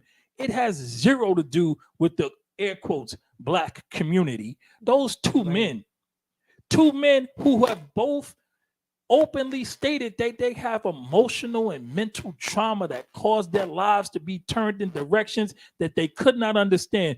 Two men who have both said they have sought help for their mental and emotional trauma. Chris Rock explained at length that besides making jokes in his life, that's the only bit of confidence that he has, that everything else in his life he feels like a coward. He also expressed that he doesn't have the ability to catch social cues, that he doesn't understand when people are upset or angry. There's something about him that he's trying to deal with, and it has wrecked his marriage and other relationships that he had that he's seeking help for. Will said he walked by a staircase and wanted to push his father down the stairs in a wheelchair. That man has problems. So these problems that we saw transact on stage, the media has spun it in a way and people jumped all over it, and now the world's talking about it. That's like people walking around calling people simps, having a problem. But I don't care for Westbrook as a football player. I don't know Wilson, whatever. Russell and Russell, both of them is Russell. Westbrook plays for the Lakers. You never seen the two in the same place. You never seen the two in the same place at the same time. Basketball player. That's why. That's like on the like know what it is? That's like that dude Purdue and Mayor Ed Koch. Yeah, they the same. Ain't no half step. Marcus J live from New Den Legacy and that radio. Leah says, John, you sound like a retired pimp. And I agree with Leah. I don't want to talk about that. I agree with Leah. And Michelle says, good point, John. Steph, jump in here. It's been a lot said. What's your perspective on where we're going? My perspective and why I brought it up earlier was can't win for losing. So, again, the simp language is not coming from rich men who are, judging and everything else. It's toxic because it's our culture. A lot of things in our culture, when you talk about media and everything else, if you can watch Black Twitter and see that our culture doesn't have to be influenced by wealth. Black people are used to not being wealthy. So the trends and things that usually come up in Black communities do not come from wealthy pockets. It's not big enough to have that influence. The trends and everything that come in Black communities come from often the urban pocket that doesn't really, it wouldn't have much influence outside of the community, except it does, because it does generate wealth. It generates revenue. It generates everything in the fashion communities and everything else. People adopt the language that comes from, ironically, while white wealth has great sway over everything, Black poverty has huge sway over trends. And so Creating white wealth. and creating white wealth. And so Evil circle. So the word simp comes out of Black poverty. It doesn't come out of a wealthy pocket of people who are like, look at this man. Why is he spending money on this woman? No, it's coming from broke people who are also broken people because they don't understand the nature of a man being good to his wife. And also, to John's point, that she's likely being good to him. This is a mutual togetherness. And it's not even about the kind of money that a man has, because simply declaring love for a woman has become simp nature. You know, it's not, and that's what's so terrifying about it. We are, go ahead, John. Would you? No, I wanted to address that whole point because that's key in this whole thing. I really want to explain something to the listeners, right? Your attention and affection is yours to give or withhold as you see fit, right? And again, people in communities, and especially in our communities, always have this viewpoint of you can't show love. You can't be loving. You can't show respect. You can't be respectful. And part of that comes from constantly having the foot or the knee on our necks for so long that we feel that we can't show this type of behavior because it would be taken advantage of. And these men who are showing love to this women must be taken advantage of, must be being taken advantage of, because for the past whatever 100 years, that has been the case in our community. When you are weak, you are taken advantage of. You must always portray strength. And I will take this back for women. I will take this back to women. Know that about the men. So when a man comes in and exposes himself to you in his weakest point and lets you know what he's feeling, hold on to it. Please don't share it with your girlfriends, your mother, your sister, nobody. Hold on to that, because he's giving it to you for a reason, because he needs some place to drop it off.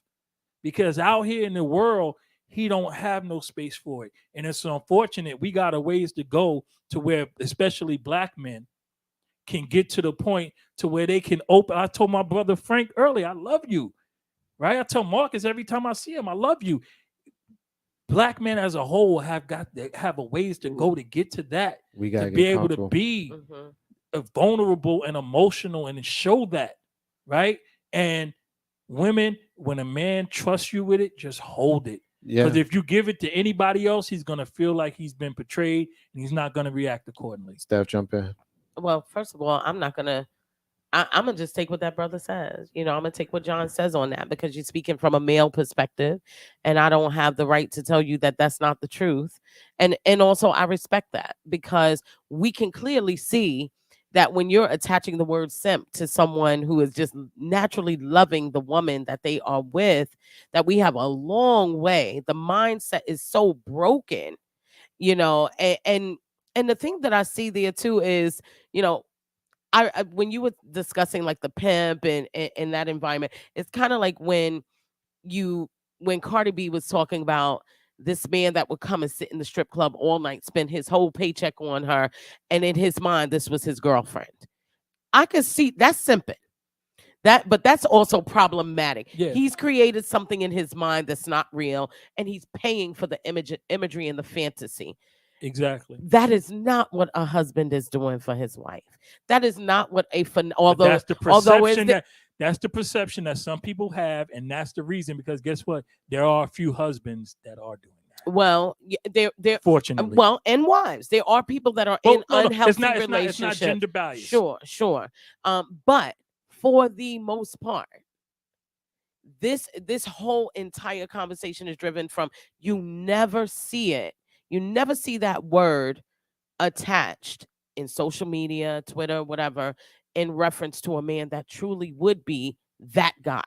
You see it attached to people who are having healthy, loving relationships within the defined space. The defined space for that woman, Sierra, what she prayed for was a man that loved her, stabilized her, demonstrated goodness to her, gave her the kindness that she deserved. And she got that. She got that and was able to walk away from something that the same men that called Russell Wilson a simp looked at Sierra and was like, Psh, you deserve it. You knew what you were picking. Y'all black women don't like nice guys anyway. The minute we find the nice guy, he's a simp. Now he is a reflection of their anger, of the thing they can't live up to. And what I really, when I look at it, so many women like I got to find out what Sierra prayed for. It's not about that. She knew what she needed. I was actually saying in this long Twitter conversation with this person that the interesting thing when you come into this conversation is that men are very smart about marriage. I actually think that it is intentionally difficult to get a proposal because the right people are issuing them. If proposals were in the hands of a woman, there are shows right now called, there's an actual show called Marry Me Now, where this chick is going to show up in a wedding dress while you're at boys' night out. And she's like, I've got the priest waiting. That's what marriage proposals should not be in the hands of women, because for women, and I'm someone who identifies as womanist, which means I prioritize the needs of women, black women and black girls first and foremost, because they are the least served. And that's where I provide my services. Women overall make marital decisions on the basis of what love feels like, not even what we have proven. We feel like we love you. And because of some things that you described, we feel like, oh my God, he would be a great dad. In the middle of the night, he got up and he got me ice cream. He's just so loving. And then what ends up happening is you're not having the real conversation. So what do you think about parenting? And how would you raise your kids? And what do you think about screen time for you? We don't have them as much because the feeling of love is what is driving us. Men, I feel, marry off of what they identify as service and necessity. They do a much better job of saying, I've seen it. I've seen a man dating what men call the proverbial dime piece, loving up on her, and then marry the girl that the dime is like, her? You picked her? Yes, he picked the girl that can do all the serviceable things. Ain't no half Steppin, Marcus J live from New Den Legacy and Radio. Caller, you are on the live line. What's your name? What's your comment? Hello, this is Jessica. Peace, Jessica. Thank you for calling. What's your comment? Okay, so I can't really hear you, but I just have a quick something to say. Okay, go for it. I think what was just said by the young lady is definitely a generalization. And I think that women who act off of their feelings are immature. Those are immature women. Women who are mature do not act off of feelings. They act off of facts. Am I making sense? I hear you. And I think that there are generalizations. I think that everything has an exception.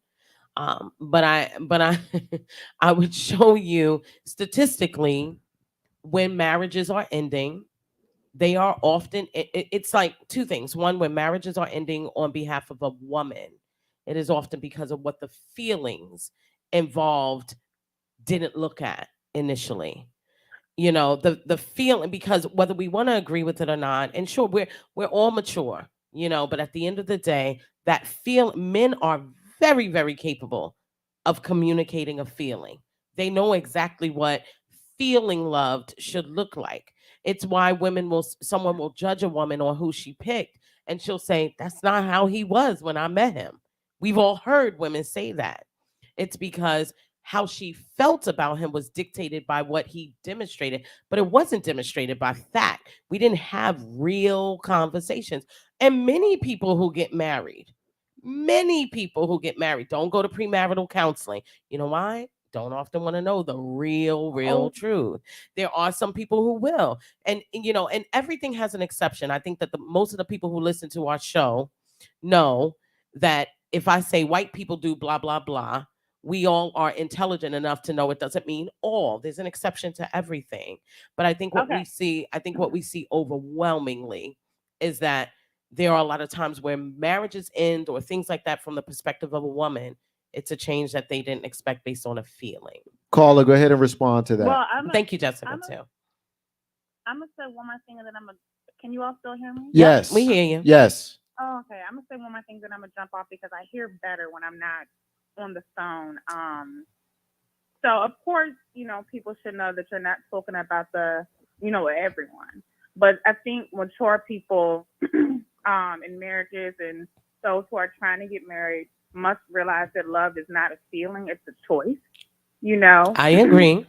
And it's an action word. Love has nothing to do with feelings whatsoever. And that's all I want to say because I want to hear you all talk and I can't hear when I'm on.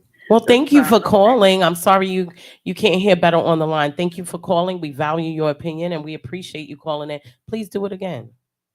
Thank you. Ain't no half stepping with Marcus J. I live love from. when girls call. I want to say one. I want to say Thank you, one Jessica. thing. Conversations in this room have always been with me having to say this. Jessica, the exception proves the rule, right? I happen to know Jessica. She's a friend. Mm-hmm. She is an exceptional woman, right? Ooh, so Jessica. based on that, most women I know are exceptional. I had to think for a minute because I know a lot of women. She's an exceptional woman. And the problem is when we hear overall percentages and or what some people call generalizations, it tends to strike a nerve because it's like, hey, I'm a not woman. like that, right? I'm a woman. Right. Matter of fact, I got some women friends and sisters. Guess what? Y'all stick together. Right. And this goes to the community at large. Like we speak about stuff all the time here as people, as Black folk who are way out of the percentage of what most Black people experience in this country. Right. I go around.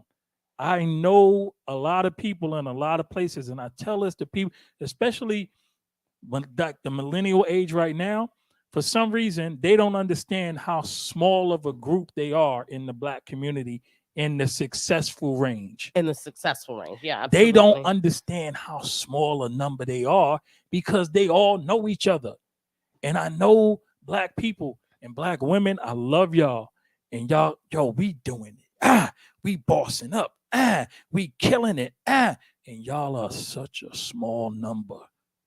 It's unfortunate and it's sad, but you got to understand that when you start thinking about other Black women and other Black people, you got to know they not getting it like you getting it. They not doing it like you doing it for so many reasons. We don't have time to discuss it on the show, but there are reasons.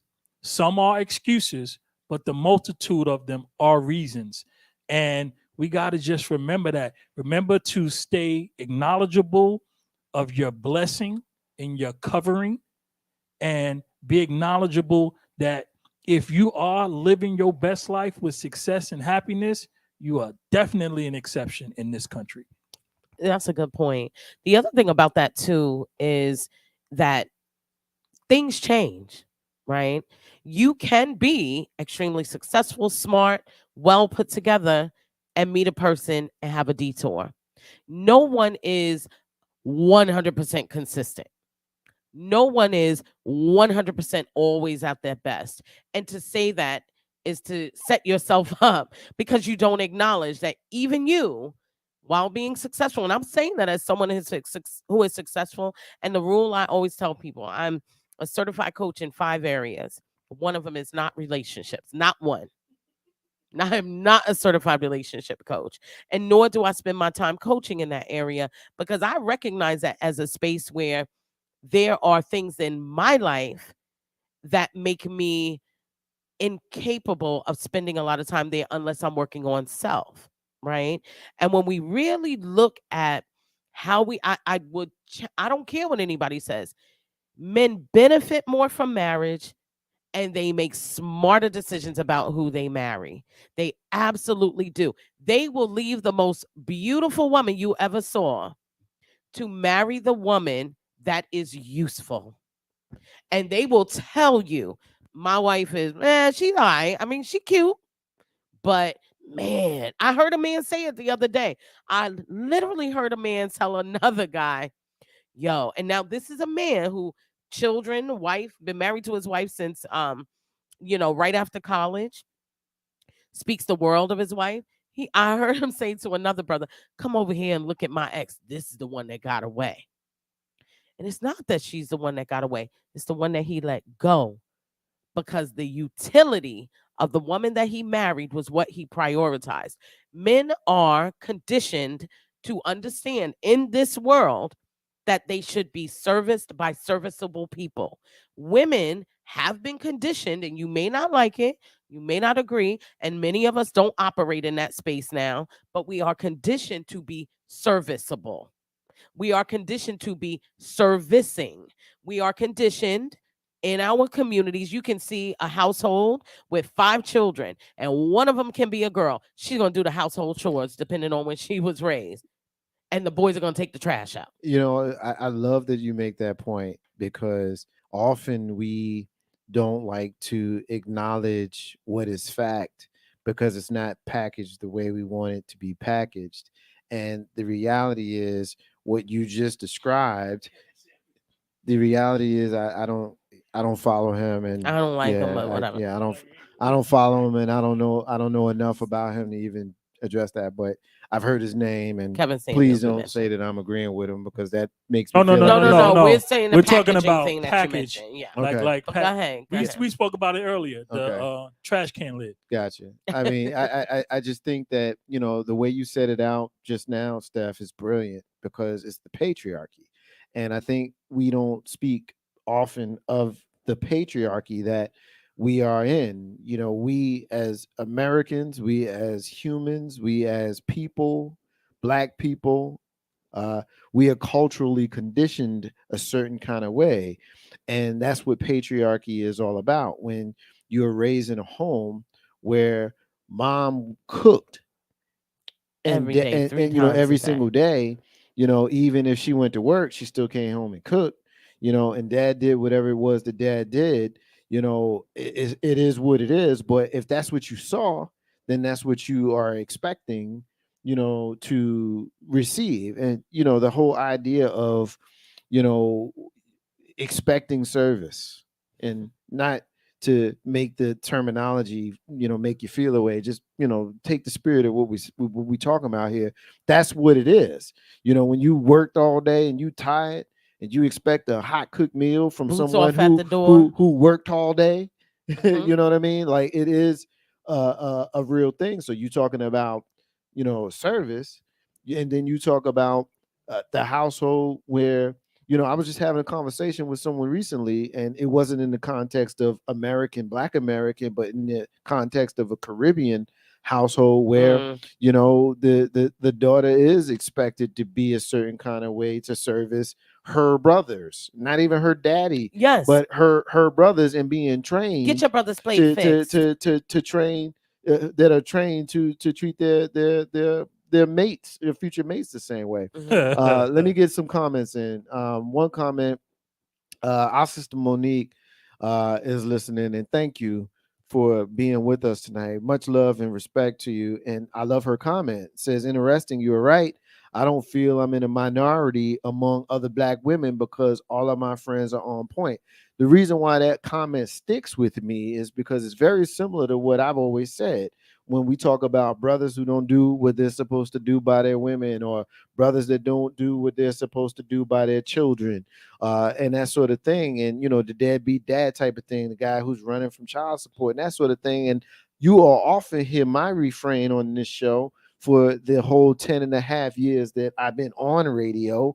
I just like to say that part because it means something to me. But It's relevant. It's relevant. I just like throwing it out there. But gonna be 11 years. It's gonna be 11 years this year. But the thing is, I don't know them dudes, because the dudes that I kick it with, and I have to feel that I am not in the minority here. The brothers that I kick it with take care of their children, even if they don't rock with the moms. They still take care of the kids. Like, they still do what is reasonable with regards to taking care of and rearing their children. Like, so I love your comment, Monique, because it's one of them comments where it's like, who are these people? Right. And that's a great point. Who are these people? So Yeah. as I continue, because now it's my soapbox time, y'all. Uh-oh. So let me get through these comments, and I'm gonna stick some piece here. I'm gonna address some of these comments here. I love her. She loves us. She is our friend and family members and part of this team. She is our legal.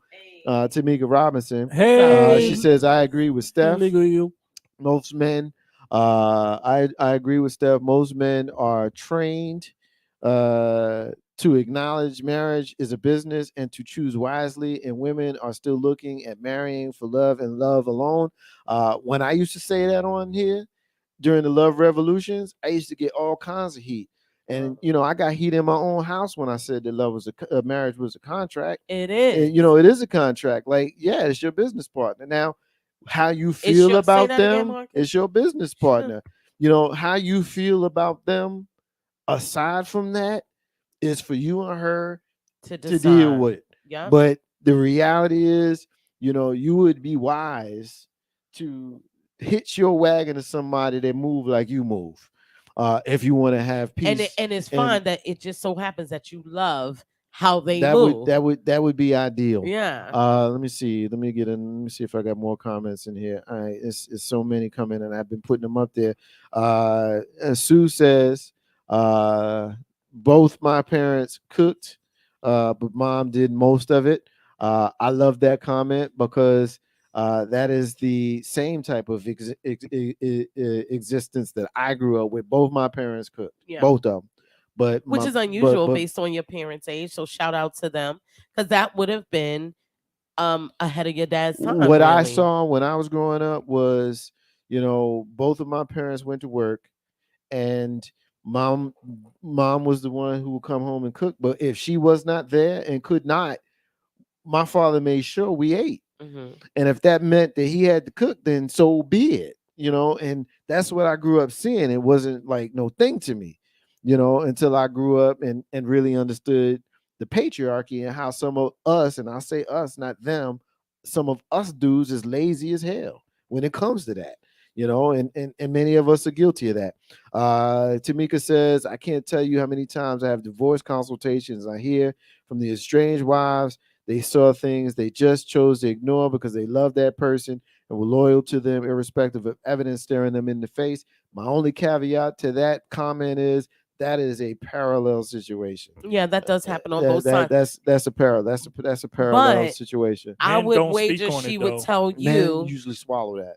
I would wager that she would tell you, if you were in those consultations, and it was the man, the things that he missed out. These are the things. So when you're a single woman and a man is married and trying to talk to you, he will attempt to divulge all the things that are not happening, right? And they always sound like the laundry list of responsibility. Well, she don't even cook for me. She don't even pay attention. She don't know. It's now with a woman on the other side. I have heard it, and those women will say, he doesn't even talk to me anymore. It's all emotionally driven. Occasionally it could be he's not paying the bills or this, that, and the other, but a lot of it is emotionally driven for them to step outside. For him, it will be, yeah, she used to cook all the time, and things like that. I also think it's important to acknowledge, Marcus, something that you were making a great point about, is that we are uncomfortable when we hear the statistical data, because it doesn't reflect what we've experienced or who we've been. And you can hear that a lot of times. Like, I am watching all of the time how Black women are communicating their relationships and what they're going through. And there are so many men who say, you dating the wrong kind of guy. And really, it's not. It may be that, but the fact is, he will deny her experience because his friends don't look like that. Doesn't mean they don't exist. It just means, to Marcus's point, you put yourself in the right category and with the right individuals. You're not hanging with shitty dudes. Miss Jackson is listening to us, and as I give her Oh, is love that and your kudos, that is my teacher and Yes. mentor, and she is checking us out again. And thank you, John. She says behavior is learned from observation. And Kula is still listening. Kula said, "Say it." So yeah, jump in here, John. So here's my thing. You guys said a lot of points that are something I try to stress to people. Marriage is a contract. The unfortunate thing about it is people don't go into the contract the way they go into other contracts. You said that's your business partner. People don't create the marriage contract the way they do business contracts. Because in business contracts, you have time periods with performance clauses, you have outs, you have expectations, and you have timed renegotiation. If people approach marriage in that way, we'd have much more successful marriage. And here's another problem. How do you actually expect for two people to meet each other? Let's say the man is 23 and the girl is 21. The woman is 21, right? 10 years from now, when he's 33 and she's 31, those are two completely different people than they were when they met. How do we expect for them to grow and change in the exact same way that they would still have the same interest in each other that they did 10 years prior? They're not going to. And if they do, it would take a level of communication that unfortunately society doesn't allow us the proper time to have in a relationship. I agree with that last part. Because both people are going out, two people trying to make one living based on inflation, right? They are being mentally and emotionally stimulated by sources outside of their relationship more than the sources inside of their relationship. And they are changing and developing as human beings. 21-year-olds and 23-year-olds are not 33 and 31-year-olds or 43 or so on and so forth. So the level of communication that we need to have in these relationships are just not there. And it goes back to our original subject matter about traditional and non-traditional. People are forcing themselves into relationship based on the norms that society put forth. And it may not be what they really want to do, but they're so afraid to express their own real true wants and desires because it goes against something that what your teacher said that they've been shown, right? They've been shown this their whole life. So they're expecting that this is how it should be. But inside their hearts and in their minds and in their spirits, they don't want that. Guess what? Some people, some women, some men want polygamous relationships. They do. But society has told them, oh, that ain't right. You can't, no, man and a woman, yeah, all that kind of stuff. No. If that's what you want, if you want your friend, you and your friend to be with this man, or you and your friend to be with, that's y'all business. And if it makes you happy, let's get do your thing. You got it. Right? Stop letting people dictate what you're going to do based on what they say. You know, the Bible says. Don't nobody know what the damn Bible says. They made all that up. There's a griot that passed it on through word of mouth. Ain't no half stepping. That's some real shit though. Ain't no half stepping. Marcus J live from New Den Legacy and that radio. All right, let me get a couple of comments in, a salutation and some love, and then we're going to move on to the final phase of the show. Comments first. Legal Tamika Robinson. I posted them, but she's nailing a couple things, so I want to read them. She says, it's true that women surround themselves with like-minded women. The things that men miss out on are succinctly different than the things that women miss out on. I think that's the jackpot comment of the whole discussion. The things that men quantify things, whereas women are more feeling things, etc. It's interesting, which is right up there with the previous comment. We're getting a salutation. We're getting some love from Little Sisters checking in as we give the same love and salutation to her that we gave to her Big Sis in the early part of the show, we all look into the camera and we say, "Good Hello, morning, Latrell." Latrell. Yeah, ain't no I messed half that one step. up. I messed Yeah, that one you up. said hello. My bad. Ain't no half step, Marcus J. And lastly, before we move on, we're getting some love and salutations from the two most important people in my life. Mama J and Mrs. J are both checking us out tonight. What? Hey, what's up, y'all? So peace and love to my girls. They're checking us out, and I love Thank y'all. And you. I'll see y'all in a little while when I get to the crib. Ain't no half stepping Oh, that's so with sweet. Marcus J. Getting Yeah, your they rocking. support. They rocking with me. I appreciate that. Ain't no half stepping Marcus J. Live from New Dan Legacy and that radio. All right, this time of the show, we always get through our housekeeping. We're going to start with our missing children because the moment in history is a shared moment in history that we're all going to kind of have a comment on. We normally don't do it that way, but follow my lead. I promise you'll understand what I mean when we get to it. This week, we're looking for three. We'll start with Alteria Smart Jr. He is missing from Chesterfield County, southern suburb of us here in the Cap City. He's a 16-year-old black male who stands 6'3", 200. His hair is cut low. He is styled in a small fro. He's got a tattoo of a name on one of his forearms. If you've seen Alteria Smart Jr., please contact Chesterfield County Police Department at 804-748-1251. We're also looking for Kendall Lampley. Kendall Lampley is missing from Henrico County, also part of us here in the Cap City. He is 16-year-old black male. He stands 5'7", 135. Last seen on 328. He wears eyeglasses and has a silver ring on his left pointer finger. If you have seen Kendall Lampley, please contact the Henrico County Police Department at 804-501-5000. And lastly, we're looking for Jody Harvey, who's also missing from Henrico County. He's missing since the 31st, last Thursday, March 31st. He's a 13-year-old black male who stands 4'10", weighs 85 pounds. He was last seen wearing a red hoodie with a picture of himself on the back and the letters BBE in black writing, gray and red shoes and braces on his teeth.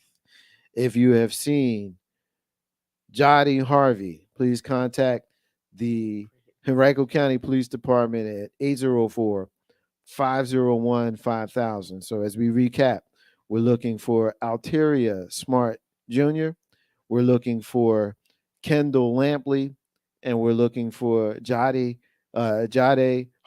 And please accept my apologies if I'm mispronouncing any of the names, but if you have seen them, please contact the National Center for Missing and or Exploited Children on their website, missingkids.org, or contact them via the phone at 1-800-THE-LOST, 1-800-843-5678. Ain't no half stepping with Marcus J. live from New Den Legacy Internet Radio. And to Mama J and Mrs. J, Sue is saying peace to y'all, and hopefully y'all will receive that, and we'll get to spend some time all together one day real soon. Ain't no how Steph Marks J live from New Den Legacy Net Radio. All right, so John, Steph, we do the moment in Black History. I usually will pull out my notes here and we'll go through it, but there's often times where the date will jump out at me or at us, which will provide the moment in history, which is what is today on April 4th,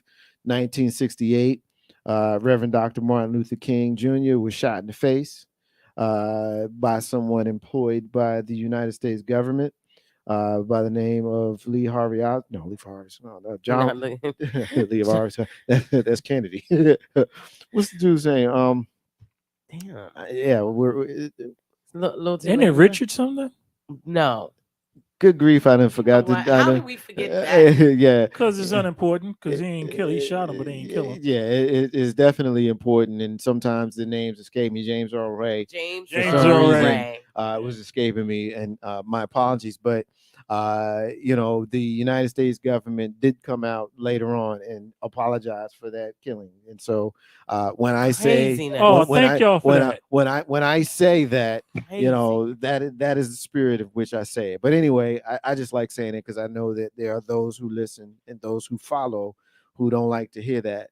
But fact check me. Oh, wow. Fact check me, because it's just some real shit. But he was murdered in Memphis, Tennessee, and a part of the bio of that day is the fact that he was in Memphis to speak on behalf of the sanitation workers. Yeah. Martin Luther King was about the people from the very beginning to the very end. He was about the people. And when he had done his speech, what is known as the mountaintop speech the night before, most of the folks remember the part when he says, "We've got some difficult days ahead, but that doesn't matter with me now because I've been to the mountaintop and I don't mind." I don't mind if I don't see the like other everybody, I like to live a long life. Longevity has its place, but I just want to do God's will. And he's allowed me to go to the mountain. And I looked over and I seen the promised land. I may not get there with you, but I want you to know tonight that we as a people will get to the promised land. So I'm happy tonight. I'm not worried about anything. I'm not fearing any man. Mine eyes have seen the glory of the coming of the Lord. He said that. Those were the last words that many of us in the public heard him say. But that speech was 39 minutes. And a big chunk of it, in the middle of it, is him speaking of poverty, him speaking of the sanitation workers, him speaking of them striking, and him speaking of how they were not treated fairly. And so that's a piece of his legacy that I would like to highlight tonight. And so as we go around, we're doing our rants and closings. We're going to get to that. But this is an interactive moment in history that we don't often do. And I'm putting you guys on the spot. And whatever piece of Martin Luther King that you would like to share, I've given mine. I've said enough. I'd like to hear yours. John, you are going to go first. Steph, you're going to follow him. And then we're going to come right back to you in rant and close. So thoughts on Martin Luther King as today, we often say we celebrate. There's nothing to celebrate when, we have a great man who's murdered. So I think the more appropriate word would be commemorate. We commemorate the 54th anniversary of the assassination of Reverend Dr. Martin Luther King Jr. Okay, a few times on this show, people who have been with us for a while will know that I often say, I was alive on this earth at the same time as Dr. King, right? I was born that January, right? January 21st, to be exact. And what initiated, right? That was an assassination for real. So what initiated the assassination was the pivot that Dr. King had when he said that, I believe I led my people wrong, right? I believe I took them inclusion with desegregation. I believe I segregated them into a burning building because the promises that the country made are not what's happening now. It's been time that it's supposed to happen and it's not happening. So when he spoke those words, that initiated it. What's called the button, when they pushed the button on him, was in that speech earlier that night when he said, what we're going to do is we're going to go down to the banks in this town and take our money out of the white banks. And we're going to go and put it in, there's a black bank downtown. We're going to go to the insurance companies that we have our policy with, and we're going to cancel those policies. And we're going to get insurance through the black company, the insurance company. We're not going to ride the buses. We're going to call the cabs because they had shut down the only black bus company in the town. We're going to call the black cab companies, and we're going to, at that time, their version of an Uber, share rides in the cabs in the black cab companies. And we will divest our money from this town until they recognize the work and give our black men sanitation what they deserve. Right? That was the button. In that speech, when he said those things, the button was pushed and he was killed. Or they attempted to kill him. When they realized that he was going to pull through, they smothered him with a pillow in the hospital. Mm-hmm. Right? They have paid reparations to the King family because of that murder, that assassination in the hospital, not the gunshot. So when we think about Dr. King and we think about everything that is associated and affiliated with Dr. King, right? We have to understand, again, what we are discussing. We are discussing the United States of America and its relationship to Black people, right? And I'm trying my best to help people to have a better understanding of what is going on so that you can move through the obstacles, right? There are all these obstacles that are placed in your way that you can avoid through your ability to perceive things in their proper way, right? Understanding that slavery and the slave trade, as it's been taught to you, is a lie, right? Understanding that everything in this country from its inception and conception and start has been stolen from Black people. The Constitution was stolen from Black people, who they called natives at the time, who they then began to call Indians at the time. These were Black people here in this country, organized a system of government with checks and balances and houses, legislative, and everything that we do in this country was stolen from Black people. And no matter how hard they pressed against, when the original slave trade began in this country, it was 90% white. White people came over from Europe and worked as slaves, indentured service, right? Black people came along later, and when they found that they were not going to have a way out of slavery as promised, they organized together, Black people and white people, to revolt against slavery. That is when they institutionalized the term white person to separate the workers from one another. And this is when they made white people feel that they were better than Black people because they gave them positions outside of the slavery, but they were still slaves. And they didn't recognize it. And that situation continues to this day, pitting people against each other with something that doesn't exist, something called race. It doesn't exist. We're humans, all for the most part. We bleed the same blood. We think the same things. We want the same things. The condition of our mental and our personalities are what is different. And that is a deliberate construct, right? And Dr. King came to see that. And because he came to see that, and because the people who were coming behind him began to see that, because Bobby Kennedy, right, joined forces with the Black Panther Party, who established free breakfast and free lunch in schools for children, right? And things that the Black Panther Party, supported by Bobby Kennedy, is why he was killed, right? Because they were going to let you know that you don't have a problem with me because I'm Black. You got a problem with me because somebody told you that you was better than me because you weren't Black, and I got more money than you. So it didn't work out for you. So what you want to do now is take that anger and aggression, which is part of now your genetic makeup, the same way the things that happened to Black people during slavery altered us on a genetic level, down to our DNA. Certain things are different. So now certain things are different with white people and their DNA based on the same subjugation and lies told by this government, who are the same rich people now that it was 300, 400, 500 years ago. It's the same families to save money. I got to go because I stay here all night. Yeah, Yes, yeah.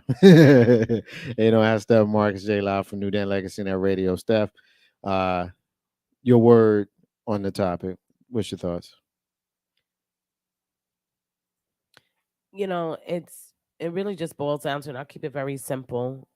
It's a significant loss anytime our community is interrupted. You know, it's so difficult to find people that will speak truth to power. The original thought that I had was, before John started mentioning it, was I really like that at the end of his life, which he didn't know was the end of his life, he was willing to admit that he may have taken a stance that needed to be redirected.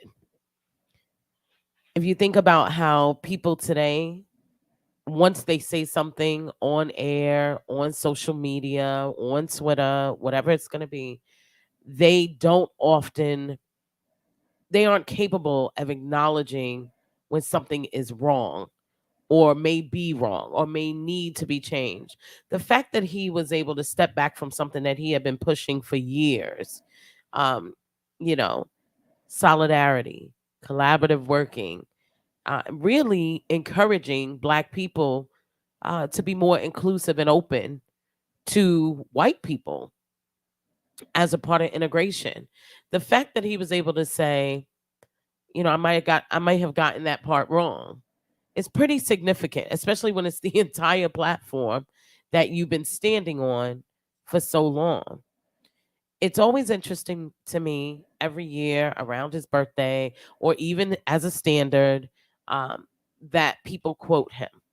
As a matter of fact, white people quote King more than Black people do because it is a much more comfortable thing for them and a way to use it as slaves obey your master. That's why they talk about him and really do center on the parts that are prior to him having there was an interview that it rarely circulates. And he clearly says, the problems that we have are not going to be rectified the way that I thought they would be. That's rarely used. Everyone loves the speech at the Lincoln Memorial. Makes them feel better.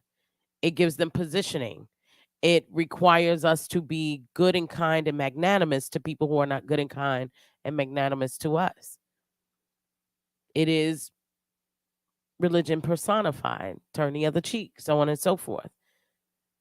When someone goes that hard on a message and then all of a sudden publicly declares that maybe Brother Malcolm had it right, which is really low key. He was saying, I might not want to go to violence, but these people aren't that easy to connect with. I found it to be a great lesson for so many of us who believe the voice that we speak with and who really do push forward in our mission, and then might come to a point where we realize, you know what, I wasn't right on that, or I've changed my stance. It takes a lot to be able to do that. And I think that showed significant character for all the things that people have brought up or tried to bring up about Dr. King all these years later. I think that was a moment of great demonstration of character to be able to say, I know you've been supporting me on this particular mission, but as I've gotten deeper into it and done my homework and looked at it, I need to change course. More people need to be willing to tell the truth as it's reflected at any given moment, even if it doesn't reflect what you originally said. And that's the biggest thing I pick up on him, is that demonstration of character. I can dig it. I appreciate the reflections. We just did this in January, but there are certain pillars of my moral compass that I like to pay homage to any opportunity that we have, and many of those folks who know me knows that my personal Mount Rushmore includes obviously the Reverend Dr. Martin Luther King, El Haj Malik El Shabazz, Nesta, Robert Marley, Cassius Clay, and there are a few others, Muhammad Ali. But those are the pillars. And so, on February 2nd and May 11th, we're gonna be talking about Bob Marley, and on February 25th, I want to say, and May 19th, we're gonna be talking about Malcolm X. It's just what it is. Ain't no how Steppin, Marcus J. Muhammad Ali passed away on my birthday. I believe is in 2016 or whatever year it was, but he passed away on my birthday. So these are things that are a part of me, which means it's a part of what we do here on the show. Ain't no how Steppin with Marcus J. live from New Den Legacy and that radio. Final shout out and salutations goes to one of my favorite people, and she knows I love her. Lady Z is checking us out, and say peace to my family, and give my girl a kiss for me. Ain't no how stepping with Marcus J live from New Day Legacy and that radio as we move towards the final stage of our show tonight, our rants and our closings. John, you got the con, every single week. I always try to make sure that I remind you all of my affinity for you. And tonight is no different. I appreciate the show that we had tonight. I appreciate the intellect, obviously, that you always bring. And one of the things that I can point out that I have seen in our conversations lately is your zeal and zest for life, as we joke in the first bit of comments of each show, and how we kind of over exaggerate our hellos to one another. It's become somewhat our staple. But another thing that has become somewhat our staple in that stage is how you hyperbolically let us know how you're feeling with regards to how you're moving in life. And I appreciate that. It's dope to me. It's cool and it's fun, because what is life worth if we're not having fun in it? And you having fun, and I appreciate that. It's fun to watch. So time for you to say your piece. You got the con, my brother. Rock on. Thank you, bro. And thank you to everybody listening, taking the time to go throughout the show. A special thanks to my brother Frankie the Don for calling in with his comment. I'm sorry we did not have an opportunity to delve into it as much as we would have last week in understanding the things that you said. And I appreciate your stance. And I would only add to that in my closing, right? We have become far too conditioned as a people, all people, and I'm not even going divided by race. We have all been conditioned, right? We are not expressing our true selves.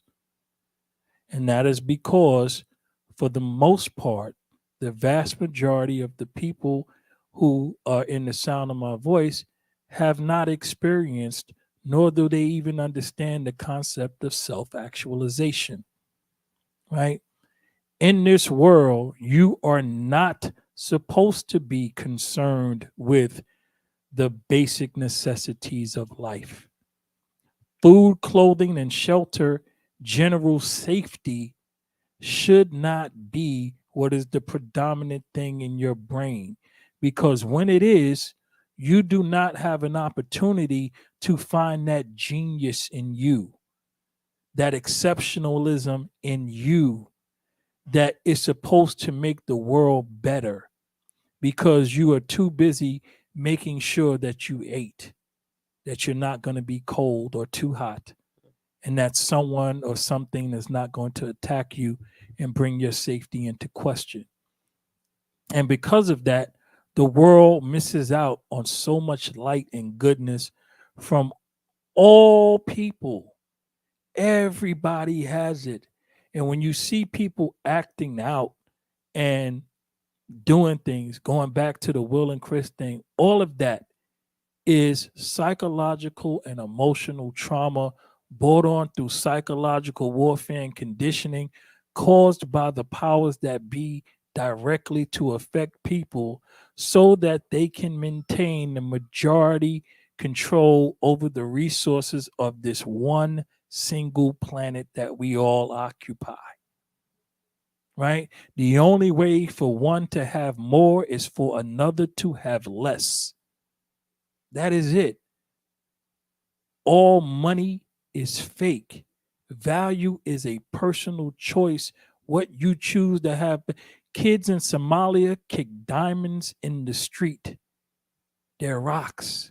They only have value because of the beers. Right? So understanding that, knowing that, right? We need to become able to move in a better way. I say this almost every week. First thing, now I'm talking to black people exclusively. First thing, give the white man back his God, please. please, it's getting to the point now. Steph said black women are the most Christian. Y'all are everything. But y'all put God ahead of everything, including us. And it's not your God. It's some white man. And that's why you fear him. And that's what stops your movement. That is what steals your joy. The fact that you go someplace once a week and give it all up to the glory of this white man. It needs to stop. It hasn't worked for the past 400, 500 years. It's not going to change. It ain't been working. It's not going to work.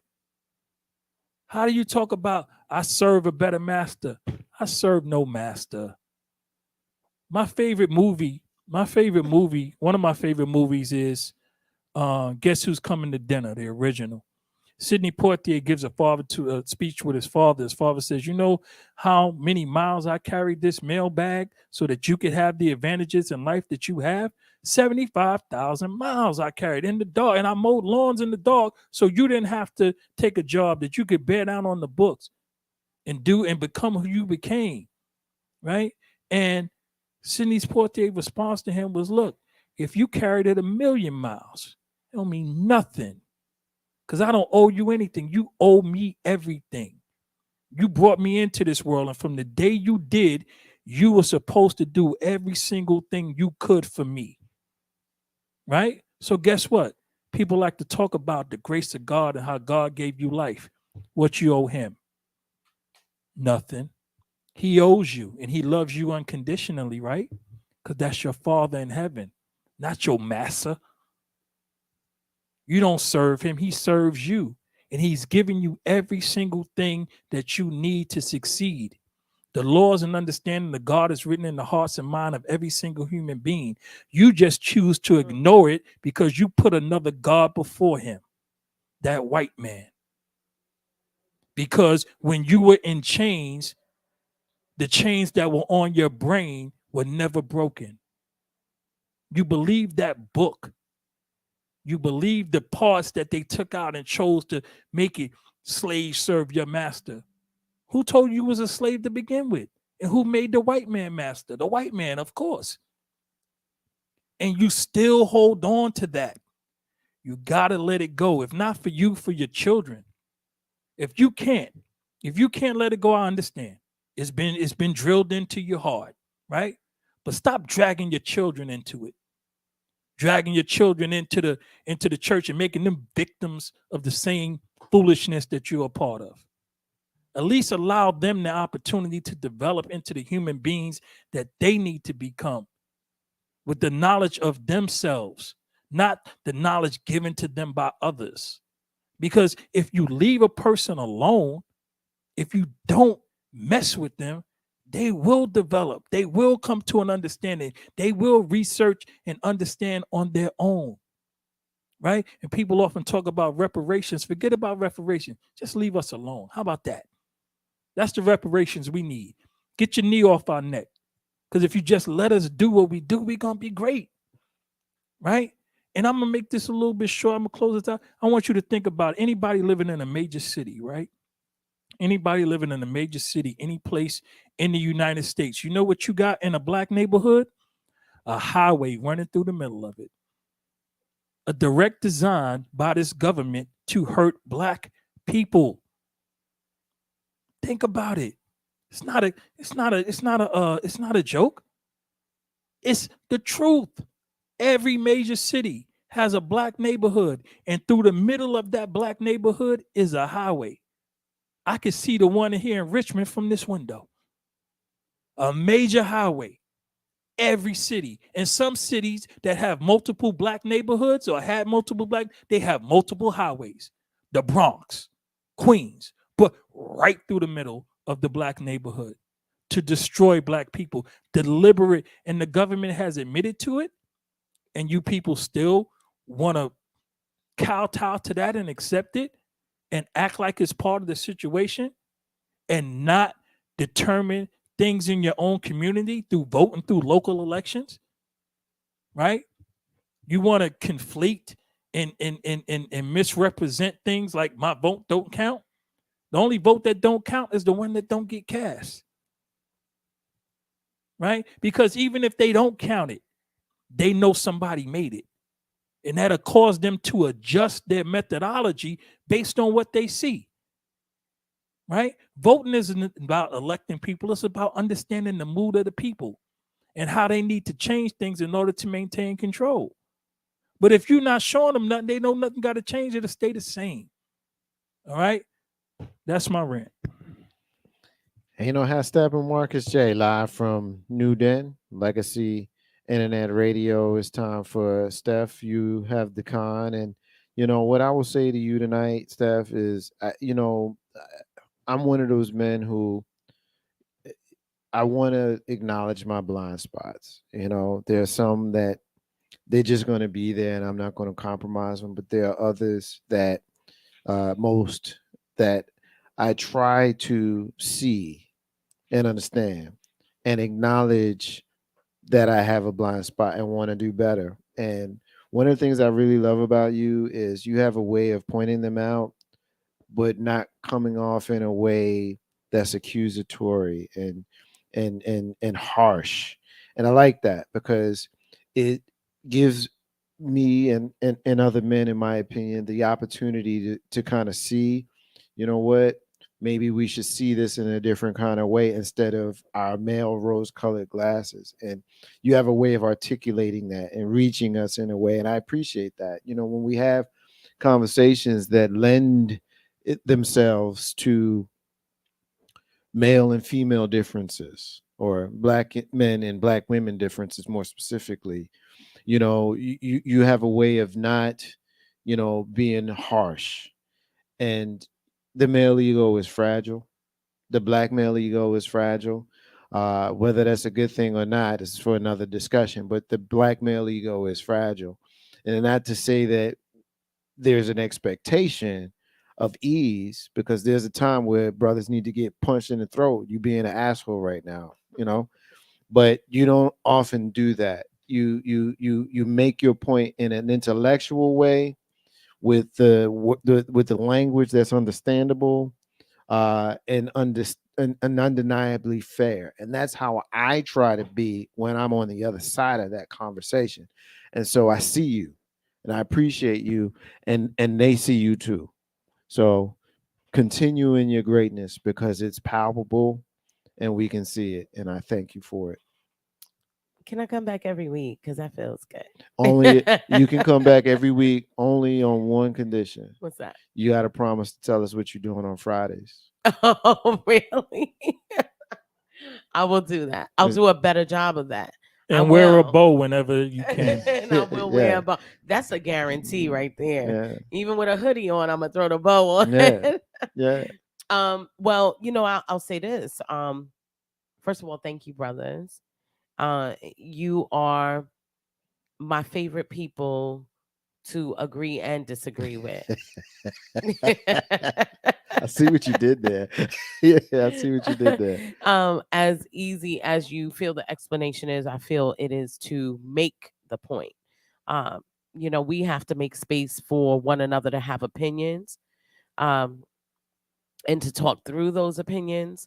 I think that's something that's sincerely lacking in our community often. And so I hope that the people who listen every week see that we make room for one another. We might have our moments where we don't disagree and a little eye rolling and this, that, and the other. But at the end of the day, we make room for one another's opinions. And as someone who spent a lot of time in a space where there weren't many women and I had to battle a bit with the boys, you guys reflect masculinity well, and I appreciate you, both of you. Thank you very much. So last week I really got an opportunity to be lifted, and I spoke about this briefly on Facebook, but I think it's so important. I think one of the major things as we move through this space, this atmosphere, all the things that are going on, I had spent the week prior to that, watching Ketanji Brown Jackson being berated, belittled, and Ketanji Jackson, Brown Jackson, yeah, being berated, belittled, and treated as less than the human that she is, and even worse, treated less than the stellar human that she has demonstrated she is in all that she does. And then I turned my week around and I got to go and watch women, one woman elevating other women who are business owners here in the Richmond market. I got to sit in the room and listen to a diverse panel of women, most 40 plus, as a matter of fact, all 40 plus, tell their stories of triumph and how they've done things and how they've made it in spite of. And that panel being hugely, while diverse, representative, 99% of minority women. And as I sat there and listened to their stories, I thought to myself, you know, everyone talks about, oh yeah, Black women, y'all are doing it and you're getting your degrees and you're doing, and most people don't even realize that the majority of Black women that are doing it without all that, without the degrees, without the injection of cash from a bank, without familial support, without emotional support, without love, without understanding, often under the umbrella of stereotype, of animosity, because our success is now breeding anger within our communities. Successful Black women are being called everything but successful.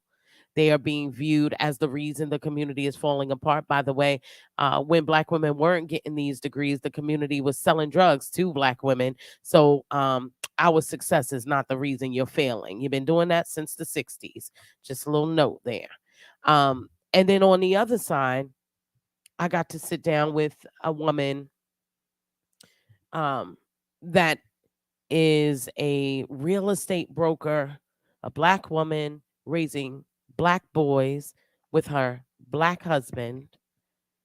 And it literally became a week for me where I was able to sit back and go, through all of the stress and everything that I might be experiencing, I was able to confirm something that I am very happy about with myself. And it is that when you do great, I feel better. When you, sister, do well, I feel better. Not because it's my success or I'm going to benefit from it or I'm going to live through it in any way, but because you deserve it. You deserve it in spite of all of the people who want to assume that our success is a reflection of their failure. Those people who assume that are not dealing with the reality of the things they refuse to do, which is simply focus on self and pull yourself up to a level in which you can be happy without needing to see somebody sad, in which you can win without needing to see somebody directly related to you lose. And that's something that I've been looking at with our community overall. We are falling into this undeniable and obvious gap of pointing fingers at one another and saying, I'm doing poorly because they're successful. Our families are not doing well because Black women are getting degrees, and how dare them be so ambitious? That's literally the conversations that go on, not the conversations of, thank God these sisters are doing well. They were literally trained patriarchally to focus on taking every way that they do well and investing it back into people who often don't deserve it. I sat there with a woman who's building a real estate empire. I watch another woman talk about building a restaurant at a more mature age, go to culinary school in their 50s, while deciding to open also a restaurant at the same time, leave a corporate career, not be able to get a bank loan, do all these phenomenal things. I listened to another woman talk about how she was giving free consulting services in a parking lot to small Black business owners and then decided to turn it into a business. All of this from Black women, in spite of, not because of. In spite of, not because of. Black women are often successful in spite of the people who don't want to see it. We're successful in spite of the people who feel that the only reason they can celebrate our success is if we reinvest it into their failures. We're less successful because we often listen to you. We often invest in people who don't deserve our time or energy. And listening to these women who were so emphatically committed to their own personal success, in spite of what you may think of them, elevated me, made me feel better, made me feel like we're going to be all right. I'll never forget to say that Black women are the rising tide that raise all ships. If we do well, you do well. And as I was coming off that feeling, I read today that Ketanji Brown Jackson faced a split decision on the Senate Judiciary Committee, that 11 people said they would not like to see her name even pushed forward for confirmation. And 11 other people did.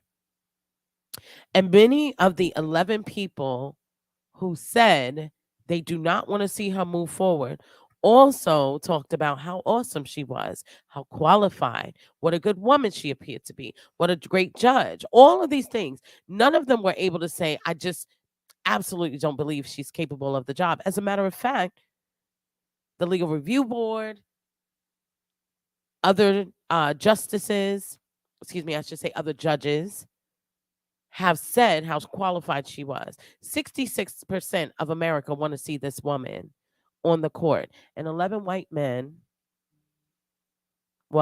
and a woman, because white women, you uphold white supremacy. I get it. It works for you. If black men were the most powerful people on the planet, I too would support them. I'd have no choice. I'd roll with that monkey too. Or I should say, I'd hitch my horse to that wagon. Yeah, I would. They're hitching their horse to the right. They're hitching themselves to the right monkey. When they say one monkey don't stop no show, they know that the monkey they hitch themselves to stop a whole show. They're aware that supremacy uplifts them. This Black woman got to sit there and experience the fact that no matter how good she made herself, 10 times better, not going to work. 2 times better, not going to work. No matter how much better, it wasn't good enough for her to get what she deserved. Forget what she deserved, what she worked for and earned. Opportunity. So when I see someone at her level, where people are comfortably acknowledging that she's capable and worthy, but we're still not going to let her in, I know that my sister that became a real estate broker has killed herself to be there.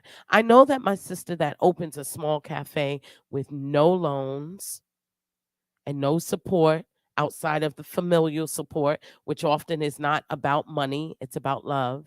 I know that sister really killed herself to get there. When I see a sister working, raising 2 children, and building a music career, shout out Kula, I know that sister is working. I know that that's not coming easy. And I need the rest of you to know that. I need the rest of you to know that degree that sister got wasn't because she just wants to be educated. It's very difficult to be Black and female on college campuses. Most of us are not going to HBCUs. Most of us do traditionally go to PWIs. It's difficult.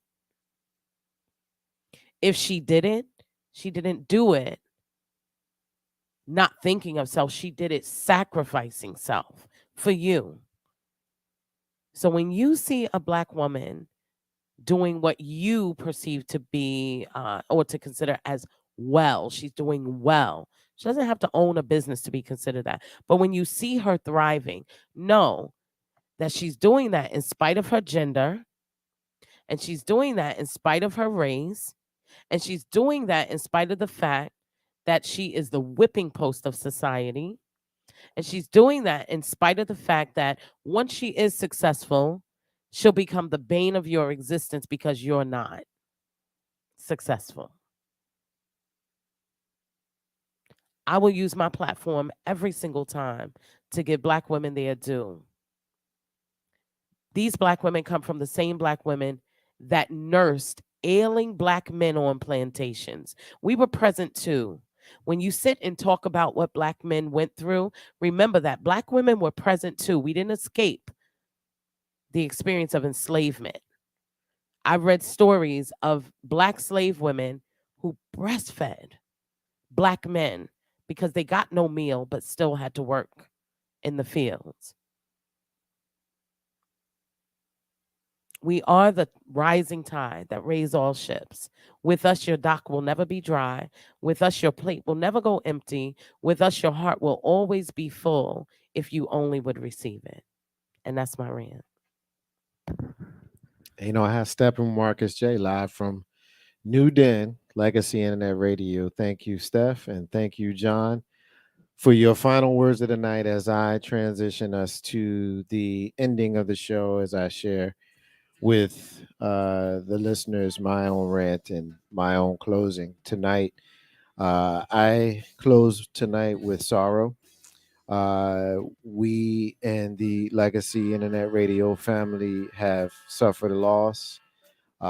We in the Personal Marcus J family have suffered a loss. And those of you who are longtime listeners to our show have heard my cousin Terry call the show and be a part of the show. And in the early years, she was a guest and even have co-hosted multiple shows with us as she has lost her partner, Daryl, who we affectionately know in the family as Fishbone. And many of the times where you have seen her or come across the screen or heard her listening to the show or communicating with us via the show, he was always sitting there with her and encouraging me. And I'll share very briefly a story of redemption. When Daryl and I first met, I wasn't very fond of him, and I wasn't very pleasant about making that information known.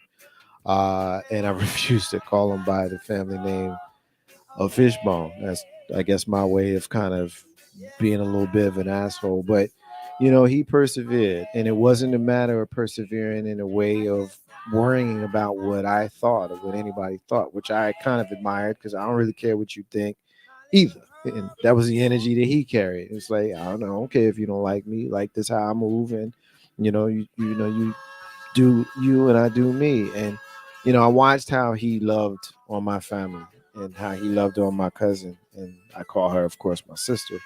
And I certainly know how she felt about him. And I won't get into too deep of a relationship thing, but I will just share that, when you love someone, let them know. Tell them that you love them, regardless of the dynamics of your relationship or regardless of what anybody else thinks about it. Because at the end of the day, the human connection that we make is what makes all the difference. I've always said that the greatest drug in the history of my life has not been anything other than the touch of another human or the love of another human and all the various incarnations of how those relationships manifest themselves. Many of those people are a huge part of the Legacy Internet Radio alumni and family, and more specifically and more poignantly, you all, the listeners. I put a post last week's show about how my cousins have been the foundation of the support system that I've experienced and we've experienced for the duration of the time that we've done it. And, it's an important thing to me, family and love and commitment and communication and connection and all of these things. And I've really, really appreciated watching those two with each other because they kind of carry the us against the world energy. And I know a little bit about that, from the various relationships that I've had in my lifetime. And so I just want to tell her that I'm so sorry that you have suffered this loss. I'll tell you this publicly. I've already told you this privately. But we at Legacy and at Radio share in the loss because Daryl was a listener. Daryl was a supporter. And Daryl was someone that genuinely fucked with me. No, he did. He fucked with me before I fucked with him. And I appreciate that. I appreciated it. I continue to appreciate it. And I always will until the end of my days. And as I offer our deepest and most sincere condolences to him and his family, I share with everyone else who is under the sound of my voice that if you have someone that you care about, regardless of what anyone thinks about how you feel about that person, share it with them. Tell them every chance you get. Make it weird because we only got this one time to go through this life. And when the lights go out, they ain't coming back on. And you do not want to have things that are important to you to be left unsaid because you was too rigid, you was too hard, you was too embarrassed, or you was too any other emotion to share what you feel about a person. And that's why as I've gotten older, I've become a lot more expressive in that way. And I say now, as I've always said, if I fucks with you, you gonna know, to the detriment of me making it weird. And if I don't fuck with you, it's because you don't feel me making it weird. It's just what it is. That's Murr. Marcus's unrelated rant. It's got nothing to do with what we in here talking about tonight. It's the end of the show. I want to remind everybody that independence is the key to building your legacy. Also, I want to say peace to all of the stars and all of the squares. And the abundance of water, the foolish thirsty. Those are the words of Bob Marley, who you hear singing in the background. Authenticity has no competition. We're celebrating 10 or more years here on Ain't No Hashtag on Marcus J. It's because y'all guys continue supporting John and supporting Steph and supporting me and supporting yourselves. I thank you. I honor you. I respect you. And I look forward to seeing your comments and hearing y'all rock with us next week, y'all. Holla at your boy. Love y'all, man. Peace. That show was dope, y'all. Y'all dope. I fucks with y'all. I have to Mark say. Yeah. Oh yeah. I'm with this, with it. I'm just gonna lay back and I'm gonna drop some smooth lyrics. So tune in 7 to 9:30 and don't be late. About to set it straight. Ain't no half stepping with Marcus J. Word. I'm ready, let's go. Ain't no half stepping, that's the name of the show. Yeah, Marcus J hosting and we ready to go. Yeah, Hunters Talk sprinkled with a dash of humor to the legacy listeners and the online viewers. What you wanna talk about, call it, we hearing you. Cover all topics, touch on the main issues. With the flow in this show, bring the heat. The word on the street, Wizard Earl on the beat. We superb in the D, legacy online. 7 to 9:30, please be on time. Ain't no half stepping with Marcus J, my brother. If they can't hang, word to their mother. And he been on this grind for a while. The brother so smart, plus brother got style. Up in Richmond, we on the mission, before force. And listen up, this Marcus Stage start to talk, running back. And he been on this grind for a while. The brother so smart, plus brother got style. Up in Richmond, we on the mission, before force. And listen up, this Marcus Stage start to talk.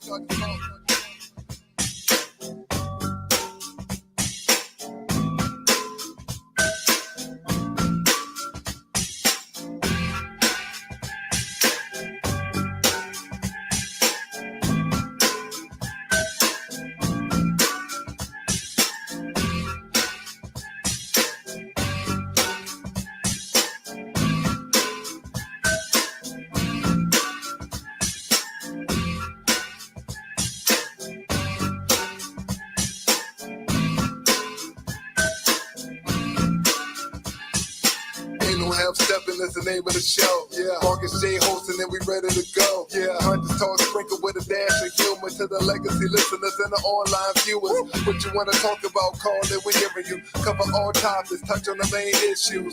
With you flowing this show, bring the heat. The word on the street, Wizard Earl on the beat. We suburban the D legacy online. 7 and 9:30, please be on time. Ain't no half stepper with Marcus J, my brother. If they can't hang, word to their mother. And he been on this grind for a while. The brother so smart, plus brother got style. We on the mission, we full force. And listen up, this Marcus J start to talk.